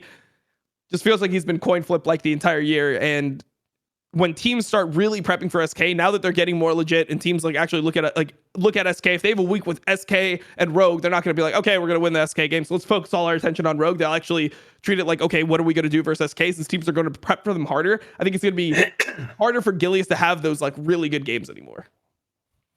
Also, it goes without saying, I actually don't care if this team makes playoffs or not, mate. This team has, of all the teams that can make playoffs, sadly, this is the one, this team and Astralis cannot do anything in the playoffs. I think it's actually functionally impossible for them to win a single best-of-5 series. Like, SK doesn't have this raw laner strength, and Astralis, they're even worse for laner strength. Like, these two teams don't have any stuff. The difference is, when we're talking about G2 and Fnatic, they still have caps and, like, fucking Humanoid and Upset. Like, they have players that can do shit, guys. They can win games. These teams can't do anything in the playoffs. Best of ones is their domain, so they can enjoy the last 2 weeks, get a couple of extra wins off. If you make playoffs, by the way, props, you're just not going to do anything. Like, the joke is, even Misfits has Vethio and Neon, that's something. Who are the Vethio and Neon of fucking SK? Shut the fuck up, there isn't one. Exactly. S2 and Certus. Yeah. Exactly. There isn't one. The joke in SK is this. People, even who like SK, are like, wow, Genax is all right. It's like, oh, brilliant. He's only been in the team for like 3 years or something. Like, what is this shit? Like, it's just a team with no ambition, is it? Like, the joke is, it's actually one where, like, actually, that's why you know that Gilius' career has wound down a bit. He actually now, this is the team he now deserves to be in. I actually used to think he was hard done by, but I actually agree with you, Dom. The problem he has is this. He's also a player that can only be sort of underrated or overrated, if you notice. He either gets underrated and everyone thought he was shit because he was on so many teams, or he has those couple of good splits, the spring and the summer in Schalke, and even then, you notice it's not the whole split. He just has hot streaks, and then people overrate him because of that, and they make him like a top 3 jungler or something. Like, he's just a mid-table jungler, and in this case, actually, in this split, he's a below mid-table. He is one of the worst junglers. I'm not hating on him. He just is. That's just how he's played. And also, it probably doesn't fit this sort of team, to be fair. Right, what about this then? So another big team that's they're on the skids right now, mate, if you consider the last 3 or 4 weeks. It's XL. Dude, this is what sucks.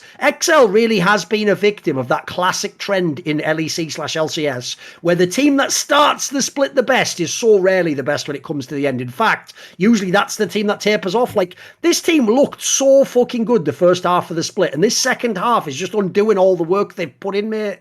Like, they're going to just crawl into playoffs now.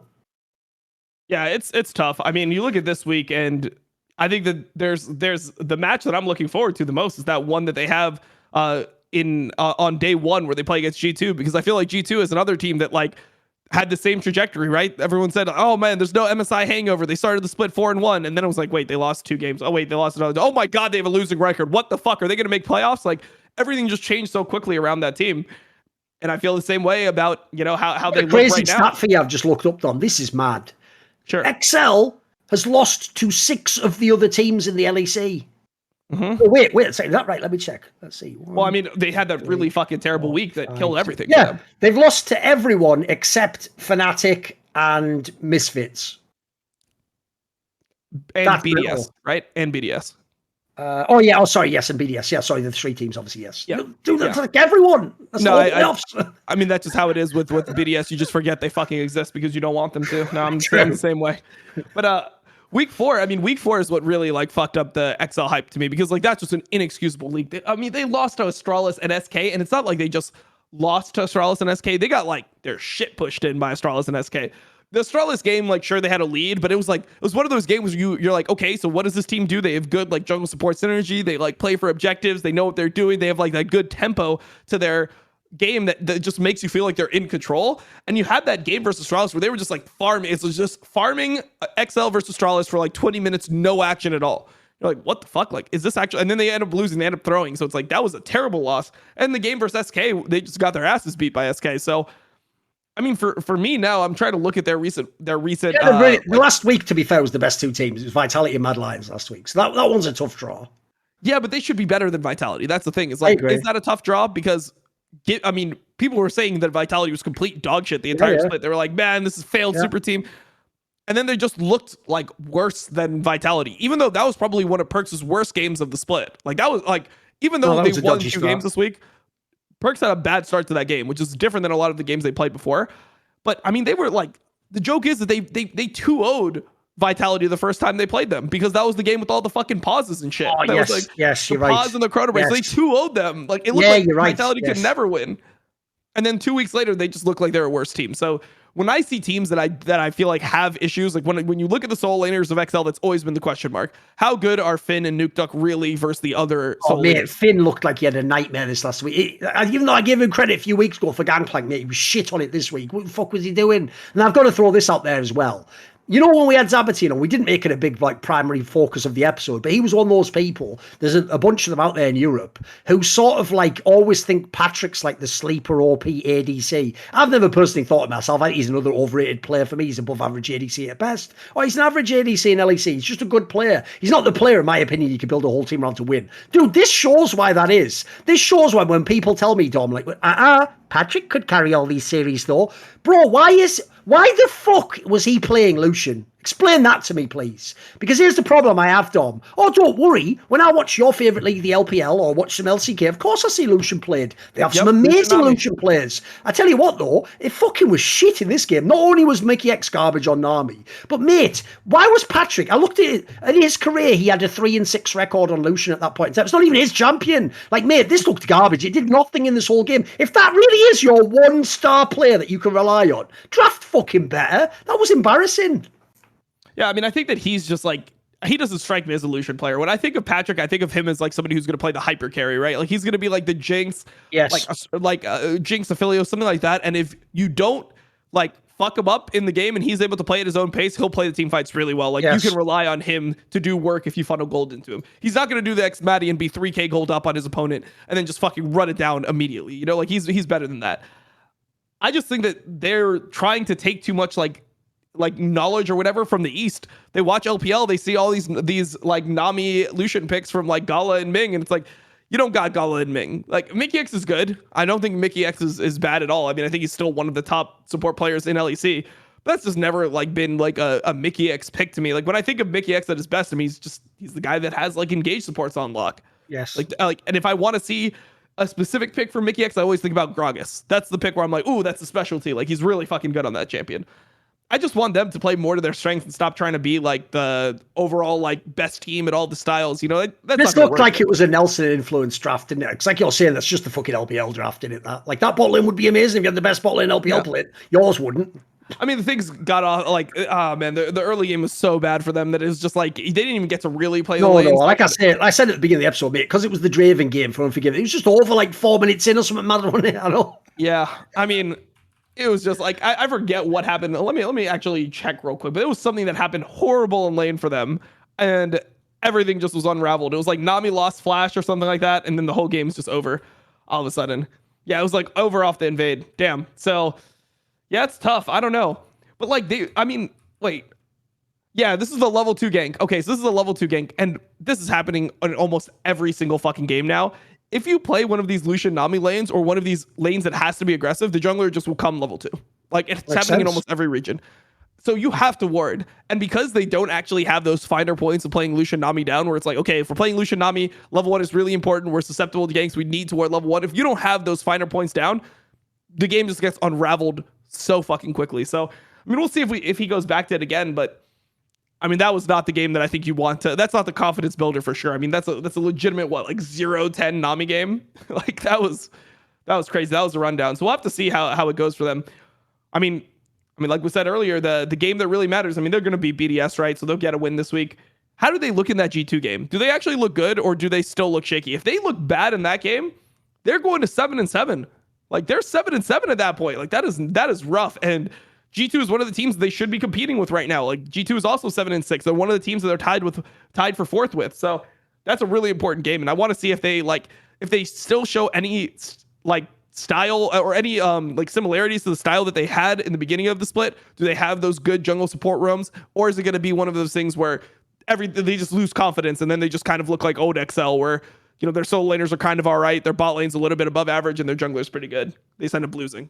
I mean, the reason I think picking that as like the game to watch is also key, because we can talk about them now, but G2's in a fucking really bad spot themselves. So like, yeah, you're right. The difference is they can sort of like blame the schedule. Like I say that, it's okay to lose to Vitality and Madline. It's not fine to lose to G2 now. Like the joke is, if you can't automatically beat G2 and Fnatic now, spoiler, you aren't even like vaguely near the top of the table. Like you're actually not going to contend for LEC. Like these actually aren't top teams anymore, guys. Like the table has been turned on its head as like every 2 weeks go by. Let's talk about G2 then, because here's the problem I have, right? I alluded to it earlier, but I have to say this, right? If I'm going to give Mad all these props, amazing early game team, even Rogue's a decent early game team, even Vitality is finally not always behind constantly at the beginning of the game. Mate, they had this problem from spring split onwards. G2 is just never ahead. They're never fucking ahead, mate. And even worse, when they're behind, they don't even have the comeback factor of Misfits, mate. Like, when I see G2 behind, bearing in mind now, Jankos plays pretty shit the last few weeks at least, and Caps is just, like, good, but he's just hit or miss.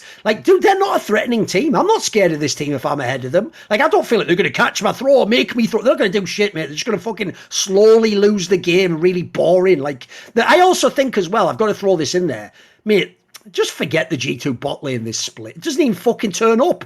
And think about what a nightmare this is. You're all thinking I'm going to do the Flacken thing. It's not even that. It's that the reason the whole bot lane is worthless now is because Targamas' whole strength was outside of lane. The fucking team's behind every game now. This is just terrible. Like, I think this team, like, the Vitality game especially, they looked mega shit. But in general, this team has collapsed, mate. Like, I know everyone's going to do the classic narrative. It's Fnatic and G2. They'll always get together for the playoffs, Thorin. Look, maybe they will, but it doesn't look like it right now. They look shit, mate. Yeah, I mean, they had a pretty good week 5 where they ended up beating Astralis, which, I mean, has looked like a decent team. And then they beat Rogue, which was looking like a top team. They were number 1 in the league at the point. It's the up and up, yep. And then this week, they should have lost to BDS. They were 7K down to BDS. Absolutely. How do you get 7K down to BDS? Of all teams, that's the worst team by far. Like, we talk about, LEC is there's a lot of parity in the league 1 through 9. The reason we don't say 1 through 10 is because suddenly, like, the BDS can't win any games. They're 1-12. They're 1-12. They're so bad, that team. And you're 7K gold behind against Xmatty. They almost got 0-2'd by BDS. They almost got 0-2'd. That could have happened. I mean, and then they make all these jokes on social media, right? It's like, oh, it's BDS, right? Well, And yeah. like, of course they're gonna do that. I don't have any problems with that. No, That's no, their fucking sure. brand. But when I look at the team, it's like, this is why I told people to not get so hyped on Flocket. It was such a crazy amount of hype. It's like, yes, Caps was in fucking God mode, and Jankos was the best jungler in LEC. What happens when they're not in God mode? What happens when they're mid and jungle or just playing average? Like, I would say Caps and Jankos have just been average the split. Where's the bot lane? Isn't this where Flocket, like, if Flocket is one of the best AD carries in EU, right? People were saying he was top 2. It was hard to say that Upset was better than him at the end of last split when he won that championship. People would hate on if you said that for sure. Where are the Flocket carries? Like, shouldn't he just be carrying these games? Like, if he's still top 2, like, then it would look even worse for Caps and Jankos because G2 would still be winning because their bot lane is so good. Dude, I mean, obviously, like, I think BB is playing poorly too, but the whole team is just like, they just don't look good. And I think that they need to really find their own meta again, because when they were winning all those games, they had a divine strength, right? In spring, they had BB, who was playing the Aksh on top, the Tryndamere. He had his own picks that you would watch, and you'd be like, okay, this is their style. They play weak side bot, they play strong side top, they have these unique counter picks. That's how they're winning the games. Then they changed it for playoffs, right? They were a top 4 team with that, but then they decided for playoffs that wasn't a way they were actually going to win a title. They started picking up Orin, so now they had like the weak side top laner, but like, you know, BB was a strong Orin. It wasn't like the weak side top where he's getting shit on and he's down in CS. He was like winning his Orin lanes versus like Odo and shit in finals. So they have the style where it's like, okay, Caps and Jankos are going nuts and BB is always strong, and then their bot lane is sufficient. What is happening now? Like, they don't even have a satisfactory bot lane. You look at the way that it works, and it's like, I mean, the thing that they are lucky about, it's like the reverse from XL. The thing that they're lucky about is that XL doesn't look that good either right now as well. So I'm going to really judge these teams. I want to see them actually come in. Even if they lose, I want to see them playing good league, like actual good league. Like, everyone knows what good league looks like, where there's intention in the play. They know what they're doing. Even if they fail what they're doing, you can tell if players have an idea of what they're doing, instead of just going into a situation like half-heartedly, like, oh, can we fight this? I guess we can't fight it. Everyone back off. Like, if you're going to fight it, go in there, fight it. And then if you lose, you lose. Like, that's all I want to see. I want to see some intention behind the team, because it feels like they forgot how they play. Like, G2 isn't confident themselves in how they play the game. What does G2 League of Legends look like right now? No one knows. Now, as much as I do think XL has sort of hit a skid in the split, they've looked dodgy and they've lost all these games, you know what? They're playing against G2, who, as we discuss on this episode, that's probably the game that determines if either of those teams are going to do anything in the playoffs and do anything at Worlds. So G2 plays against XL in this match, where G2 is a 1.596 favourite. XL is all the way down at 2.305. Look, I know XL's lost loads of games. G2's looked terrible to me, and they look like they're caught. Jankos is falling apart. Caps is just dodgy. The bot lane shit. The bot lane of XL, I think, is way better. I think the top lane matchup is whatever. Finn's had a couple of bad weeks. Generally, he's been all right. I think mid lane matchup doesn't really matter in this particular case. It's not going to be big enough, because the jungle mid edge at the moment, as much as they've been dodgy, might even lie on the XL side. So I think actually as an underdog, I'm taking this. And interestingly enough, they've given us some real crypto to actually play with, not just the DJT and do those. So I'm actually going to bet some real crypto here, and I'm going to go big boy. I'm going to say, actually, I'm going to put $1,000 USDT onto XL to win at 2.305. I think this is great odds. I personally think, let me see, what's the max? Oh, most I can do apparently is 407, so I'll do 407. Wonder why that is. Okay. Wait, is there something about how that works? Max bet. Whatever, I'm doing 407 apparently is how much I'm betting. I'm saying that XL wins this game though. Now let's get back to the episode.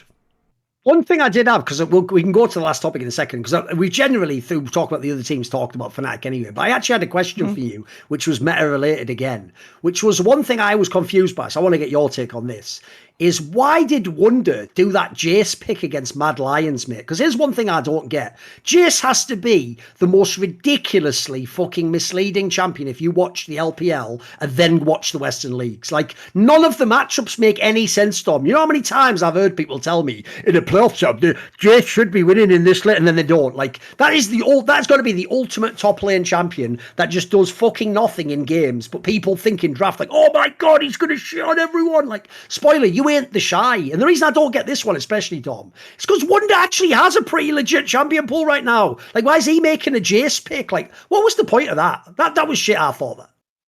I think it was bad too. I assume that the idea behind it is that because he's been one of the best performers on the team, they're trying to give him more agency. So they're trying to give him a pick where he's actually able to pop off. That's all I can come up with for why that pick would be good. Jace is not in the meta at all right now. I mean, it's always been something that has been good. I believe, what was the matchup? Was it Gwen? Was it Matt? Was it Gwen, or was it Gnar? It was one of those two. I mean, those are the things that people are picking Jace into. I don't know why the game's not coming up on fucking YouTube right now when I was looking for it. But yeah, I mean, that's like a game where I feel like the Jace should be okay, but you have to play around the Jace. And if I remember that game correctly, that was the one where Jace actually backed and his lane was pushing away from him, and he needed his Gwen. Yeah, he needed his jungle and support to move up and cover him on the wave. Like, his wave is fucked. Like, he needs help, and just no one's coming. So if you can't meet those criteria, instantly in the game, exactly, yeah, he instantly died. But like, if you're not going to be a team that's going to address those situations in game, if you want everyone to just solve their own problems, like, oh well, your lane's fucked, then you have to pick Gragas. You have to pick a champion where you can just like safely clear the wave and also have the ability to like escape a gank if it comes. That's my biggest problem with with the way that Fnatic plays, is that they just don't help each other at all. They don't transfer their pressure from lane to lane. They don't like each other or something. It's what we talked about 2 weeks ago. Where like Humanoid and Razork look so unsure of each other whenever they're in a 2v2 situation. It looks like Humanoid doesn't actually believe that Razork knows what he's doing in a fight. So like Razork will go and start like a Raptor clear, and Humanoid will like hover it, like he'll be in the area and he'll be looking at it, but he doesn't actually believe that the play is good. And you can tell that by his attitude towards it. Like, does he move up? Does he like flash forward? Is he ready to go on the play? Or does he just think that it's bad? Does he think that Razork is just fucking inting? So he thinks Razork is just inting. And I feel like the whole team, they don't trust each other. They don't look at each other and be like, okay, if I go and I help you and I enable you to like be in a better lane state, are you going to carry the game? They don't think that Wonder's going to carry the game, so they don't put him in the position to carry the game, and then the pick is fucking useless. So I don't even know what the team's identity is, how they want to play, but what I'll say is that they don't look like they can play champions that require other people to play around it. All the lanes have to be self-sufficient at a base level for them to play. So what does that mean to me? It means Azir picks. That means Gragas picks. That means junglers like Viego that are kind of just these like, that don't have defining strengths, don't have like too many weaknesses either. They're just kind of like there and they can kind of do everything. They need jack of all trades picks for all lanes so that they don't have to interact with each other. Because right now, there's no help coming if you lose your lane, or if you make a mistake in your lane, or if your lane's in a bad state, there's no help coming from anyone. That makes a lot of sense if you even think about what they pick though, Dom, because think about it, like all the classic humanoid picks don't work because he can't interact with the rest of the team. Like there's no point giving him TF. Like he's not going to go to a side lane and make some amazing play. Like he's just going to be a shit laner now with TF. Great, brilliant, and probably die 3 times. Then I've got to say as well, the premise you're talking about, by the way, is super visible in certain esports games. Like what you're talking about, the way you can see how positioning sort of implies like, I'm only pretending like for face value that I care about what you're doing now. I'm not going to help. Dude, in my native game of CSGO is the ultimate for that. You can always tell in CSGO if someone's an AWPer, if they actually think their teammates can win this scenario in the game. Because if they don't, they're just positioning so they're like ready to save the AWP and like go away. You know what I mean? You can see by the way they're moving, like if that guy dies, I'm going to just go, I'm saving. Like, whereas the difference is if you're like the best team in the world, you're all going in together. Like I'd even say that's the difference of this Fnatic team. If you take this team and you take the G2 super team of a few years ago, I've always said this, Dom, fans really believe that like Jack team fight breakdown shit of like, oh my god, they're all macro geniuses who knew what they were doing. They didn't know any of that, you idiots. People like Caps or Perkz just made a play, and what happens is people like Yankos, Mickey X Wonder, they were like, well, they're geniuses, just do whatever they do, follow up, whatever it is, follow up. If it works, it doesn't work, that's how we win and that's how we lose. That's the point. You just trust them, so you follow up. You don't really know what they're doing. Whereas in this team, I get the vibe, dude. Not only do they not trust each other, but the fact that they don't have a clue what the other guy's going to do, they're just like, I'm not even in on this. I'm not even going to fucking look stupid. And the worst thing you can ever do in a team, by the way, the classic example everyone says, is all have a different plan. That doesn't ever work. I'd literally rather, no joke, think about the teams we were talking about earlier. I'd rather, even on a shit team like BDS, just have one way of playing the game. Let's just have one way we can all agree to play the game. Fnatic looks like they're... Dude, I can tell they're going to do this. They're going to ride that super team thing into the fucking grave of like, we're still waiting to see if we take over and become the god team that could do every type of League of Legends. You're not. You haven't even got one type of League of Legends.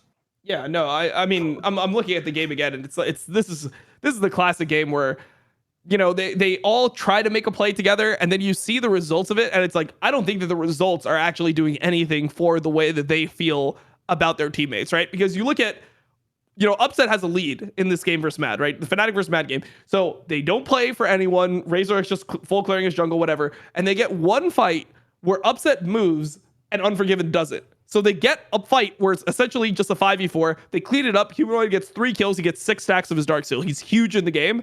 What does he do? He immediately sends it. So when that's the result, Upset's like, okay, I'm going to sacrifice this for my team. I'm going to sacrifice my lead to get my team ahead. And they execute the play. It's a good decision, right? It's a good decision from Upset to go and help his team. Humanoid gets huge off of it. And the first thing he sees is Humanoid jump into the whole enemy team and kill himself, right? He's going to think, well, next time I should just stay fucking bottom. I should just keep my lead and we should play through me. I don't think that the results that are actually happening in the game are doing them any favors for trying to have this like idea of team synergy. And this is why Upset always ends up devolving into a player where he just needs to be played through, is because his teammates just fucking underperform. Like, I don't know. People will say, well, if it's always happening, if Upset's teammates are always underperforming, that means that he must be doing something to make them underperform. They always do the correlation causation thing. You notice that? Even though that's the meme on the internet, they always do it, Dom. Because what they do is they don't even complete the sentence. They go, how are you always upset? Yeah, you're supposed to answer that. Unless you can answer, because he literally is the one holding the team down. It is just a weird coincidence. I mean, it's not even a coincidence. He was on bad teams half his career, you fucks. Because I saw the same thing. I saw the same take was just like, see? Oh, how convenient. Upset got the players he asked for, but now they're bad. Yeah, they literally are bad. Like, are we just going to pretend that when you sit with your eye test and watch the first, say, 8 games of the split, you're watching Humanoid and Hillersang and going, what's Upset complaining about, Dom? He's got the best mid and support in LEC. He should be fucking winning. No, you look at those players going, my God, imagine the nightmare being trapped in a game with those guys. I said it a few weeks ago. Imagine being in that game where fucking, it's almost like Humanoid was like trolling Upset with how much he was fucking the game up. Like, that'd be a nightmare. Same thing everyone said about the jungler. The joke is like, Humanoid is your enemy jungler's favourite fucking mid laner. It's like, you just know he's going to give him some kills randomly. Like, if I was Upset and I'm trying to win a game, like, I would be so tilted playing with players like that. Like, look, I'm not going to say he's played perfect, but like, he certainly has not played badly. In fact, I'd say he's probably the best player in the team. Yeah. I mean, it's really tough. Him and Wonder, it's between him and Wonder, right? They're the only two that sort of held up. All you need to do is look at Upset CS lead. I'm going to get you the actual numbers. Okay, so he's got a 15 CS lead, right? He's got a 15 CS lead, 68 to 53. Unforgiven is getting fucked in this lane. He's like under his turret. He's having to base. Like, Upset has tempo the entire time. What does Upset do with that? He runs all the way from bot lane for the first Herald fight at 8:35. He runs all the way. He has pressure in the lane still. He's still pushing in Unforgiven. He has the lead. He has sums. Unforgiven has the flash. He uses bot lane lead at 8 minutes and 30 seconds to run all the way across the map to help his team win a losing Herald fight. The team lost the Herald fight 4v4, and he showed up first, and single-handedly that was what turned it, and that is why Fnatic ended up winning it. Humanoid gets 3 kills. If not, they probably would have they would have won 0 for 2. They win that. Humanoid gets all the kills, and then all you need to do is you need to look at Humanoid's next ult. You need to look at Humanoid's next ult around 11:30. They get into a team fight. Humanoid ults into 5 people. His whole team instantly dies. And Unforgiven gets 3 kills. Yeah. So he's winning lane. Enemy AD carry gets to be losing lane. Unforgiven, one of the best AD carries in Europe, is down in lane. Admittedly, Fnatic has the counter pick, Zillion support, Tillercon, whatever. Doesn't change the fact that Upset has pressure in the lane. And then he just gets gifted 3 kills like that. He's just farming. Oh, I guess I got 3 kills. Oh, what happened over there? Enemy mid laner is fed. Oh, well, he just like ran it down completely. Lost his team the game. Now I'm just ahead. This is my theory. I actually think, look, I'll give people credit. I'm sure there's a lot of idiots who just have no eye test. But I think those are examples, Dom, of people just looking at the scoreboard and thinking this is an NBA box score. And they see all those kills and they're like, I guess Unforgiven outperformed him in lane. It's like, that wasn't even what happened. Go watch the game, you idiot. It's not a box score. It doesn't work like that. It's not. Remember, in basketball, it's the same type of scenario. Like, the league is totally specific to the game, isn't it? Because I'm with you. Like, these are nightmare games to like locked in as an ADC. Yeah, no, it's crazy. But those, it's so weird because those same people will then go on Reddit and they'll be like, well, AD carry's fucking weak. It's like, so which one is it, man? Exactly. Because AD carry just 1v9 every fucking game, or it 1v9s every game in competitive, but in solo queue it's way different because yeah. So that's what it ends up being. But I mean, it's just so frustrating to watch Fnatic. I mean, I don't know what Humanoid is doing, but he doesn't look at all like the same player. Like, he just looks so bad compared to what he used to be. Like even with leads, like it used to be that at least like, you know, he would die some in lane, but like once he got a lead, he would actually be able to do something. You gave him the dream lead. You gave him 6 Darksteel stacks and 3 kills, and he still got outperformed by Niski. Like hard outperformed. It wasn't even close. Like last year, I had Niski on a bunch of my co-streams and live views, and he was like, "Man, Humanoid is so good. He's like the best guy." Like everyone else, he's like, "Yeah, they're all the same, but Humanoid is a fucking." Oh, you'd beast. love That's this, what mate. Are you ready for one of the most righteous takedowns of Reddit morons I'm ever going to give you, mate? Because this is insane. Okay. I saw an actual take on Reddit. This is the ultimate, like, just shithousery that League is about now. Where, you know, like, one thing I hate, Dom, and you must hate this as an analyst, is, you know, when someone who themselves didn't make a prediction is like, lol, nice prediction, this aged poorly. It's like, look, bro, you can laugh that I'm wrong, but you aren't right. Like, you didn't make a prediction. Like, you didn't play the game, so you don't get to win. Like, I can lose, but you didn't win. In the same sense, right, I hate fans where they just sit there, they don't have any take or any principles. They just wait, like we're saying about the upset example, or Perkz on Cloud9. They just wait for some happenstance to take place, and then they just go like, now just only from this position with perfect hindsight, what an idiot that guy was. So I'll give you the take. This is mental, Dom. There was people where, cause of right now, Fnatic's not in good condition and Niski's leading the league, there were people like, an upset wanted Humanoid over Niski last year. Last year, he didn't come in a time machine to now and go, you know what, Humanoid who's in it, and this Niski, I'll take the Humanoid guy, Niski sucks. He played with Niski, who, by the way, Dom's a bad fan of Niski. Niski wasn't as good summer last year as he is now. Like, he was a good player. Dude, now he might, like you said, he might be the MVP of the whole league. And then on top of that, you add in this detail. Everyone would have taken Humanoid over Niski in that scenario.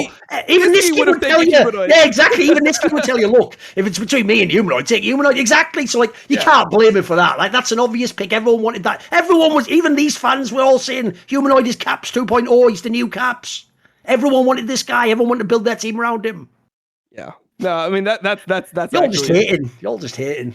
Let's do it then, Dom, because here's the thing. It's the last topic, but the reason I saved it till the end is because I already know, because of recency bias and how ridiculous the standings are.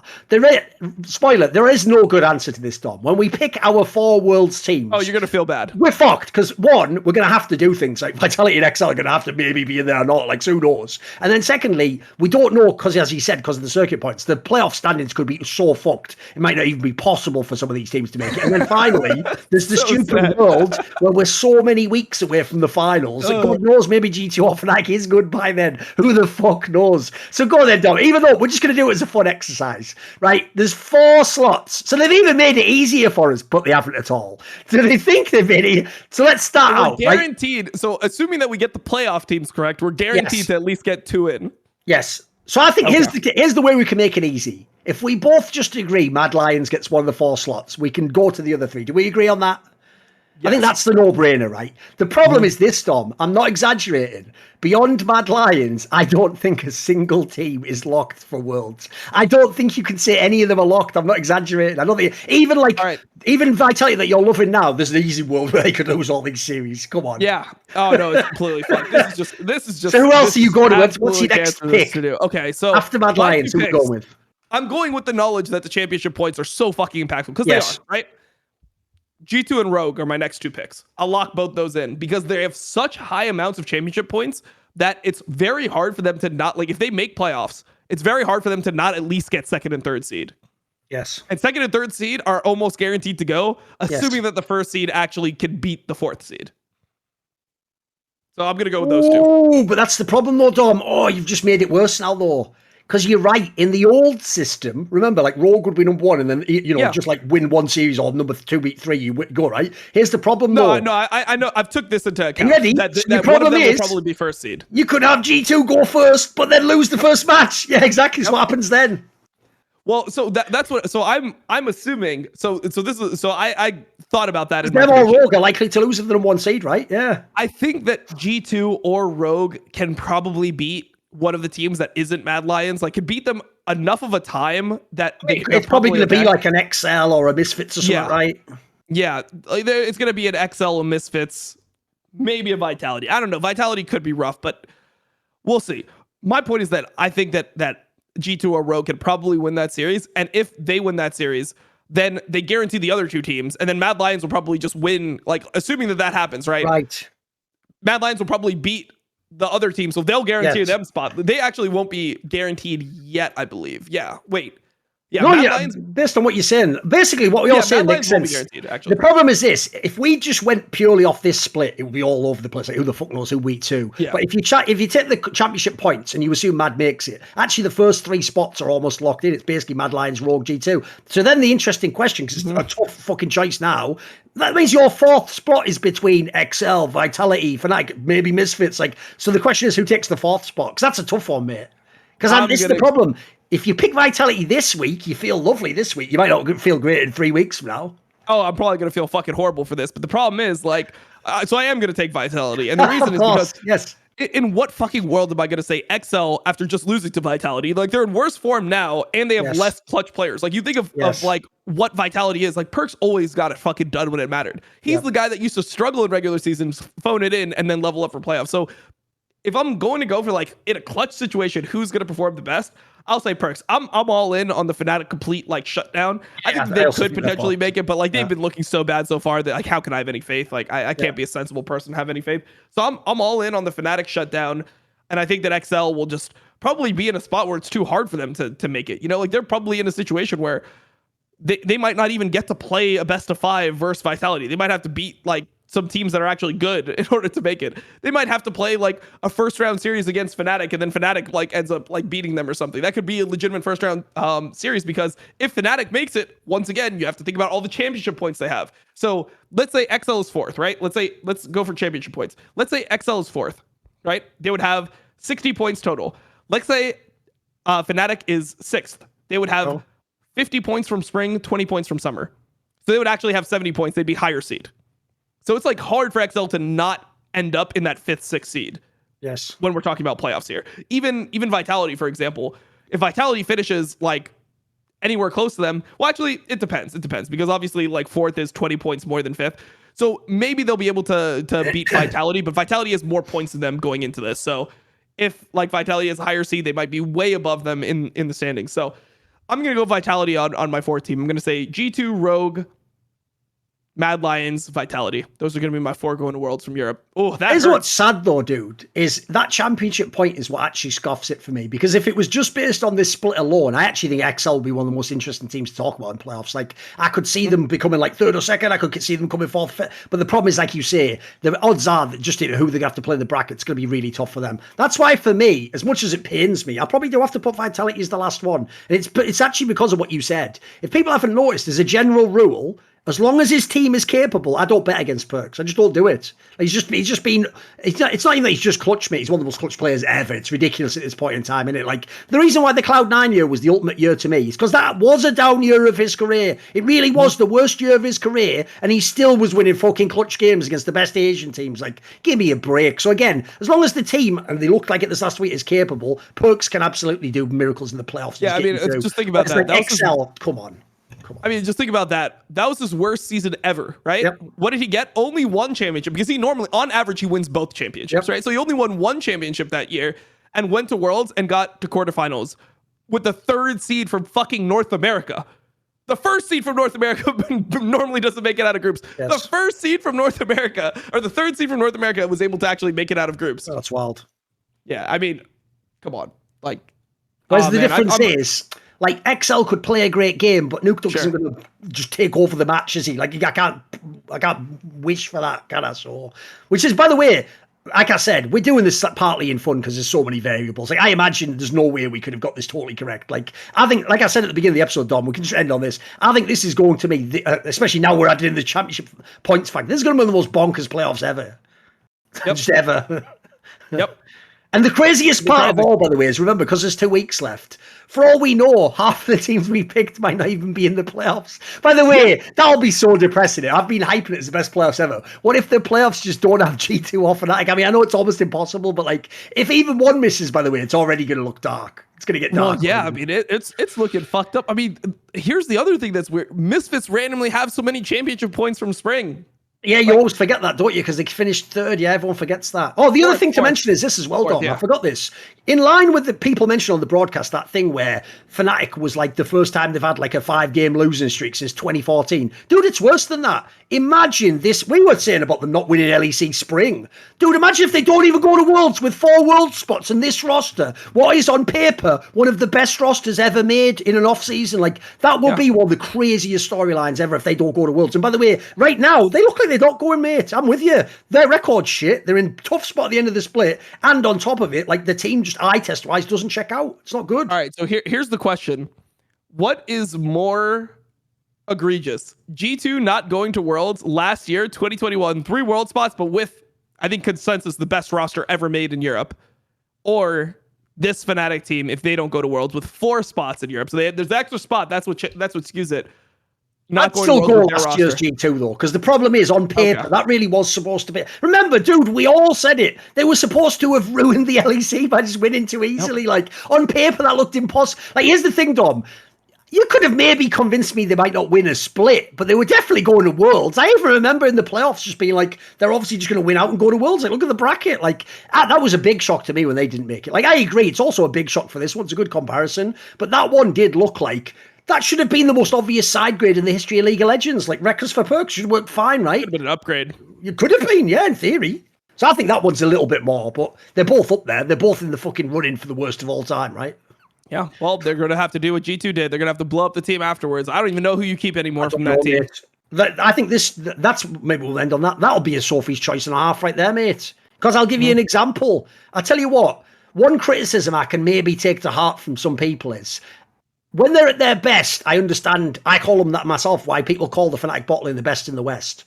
But I tell you what, mate, as much as, yeah, it's true, if you're upset, you can't ask for it. Like, you're just dreaming of getting people like Hylissang. But, mate, it's been fucking rough this year. Like, can we really build it on that bot lane with the team we've got here?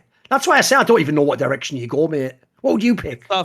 So I think this is what you have to do. So Hylissang has always been the type of person where I feel like he kind of shuts down when the team is just like really like having a bad go. Like when his team is like, not even if the team is playing poorly, if the team environment is dog shit, I think that actually really affects Hylissang's play. And if people are like overly critical and he's trying to box himself into, or like he's trying to do what other people want him to do and not being himself, I think that that's always something that makes him play worse throughout his career. I would just get the vibe, by the way. I don't know if you get this, but I think that's been happening recently. Like, I've noticed in drafts, sometimes they just put him on the Nautilus again. Bro, it's Hylissang! Like, get him off that fucking champion! I hate Hylissang on the fucking Nautilus. It's cancer. I think that, like, I think you can maybe keep Wonder in the bot lane, and then you probably just try to you need a harmonious mid jungle. You need a harmonious mid jungle more than anything else. Like, they need to get along and want to play together. Should buy that Niski guy from Mad Lions. Yeah, that Niski guy is pretty good. I don't know. I'm trying to tell people. I know. Well, the joke is what they should really do is this. It's like Humanoid. Here's the deal. If you can convince El Yoya to join next year, you can stay. If you can't, you can fuck off and play with him. You know what I mean? Like, can we reverse this trade? Like, that's not even a hate. I mean, that's right. That's just right, mate. Yep. Because that's the first thing you got to do. Like, the one thing I think everyone would agree on is Razok probably has to go, right? Just seems like a no-brainer. Yeah, he's been playing rough. He's been playing really poorly. I even think, by the way, look, the day he walks into a mid-table team, he'll probably be good again. So it's not like it's a problem for his career, but I think that's the obvious move you got to make. The question then becomes, which solo lane are we keeping? Do we keep the whole bot lane? Like, you got a lot of gambles no matter which way you go. Look, Excel doesn't seem like the type of team where they are really committed to like building for a championship. You know, they seem pretty limited with their budget. I think you're trying to buy that Marcoon guy. You're like, you know what, this guy, like, he's the type of player that looks solid. He's not as much of a pop-off player as Razork was. Like, Razork would have those like really insane games. But Marcoon is a player where I'm like, you just know that he thinks about the game heavily. And he looks like he listens to the mid laner, mate. Like, he looks like he listens to the whole game. I bet he'd love playing with Humanoid. Yep. So maybe that's the type of guy that that's not a bad move. Yeah. It's not a bad move. That's that. Speaking of bad moves, what if I didn't even have an outro? The episode just ended.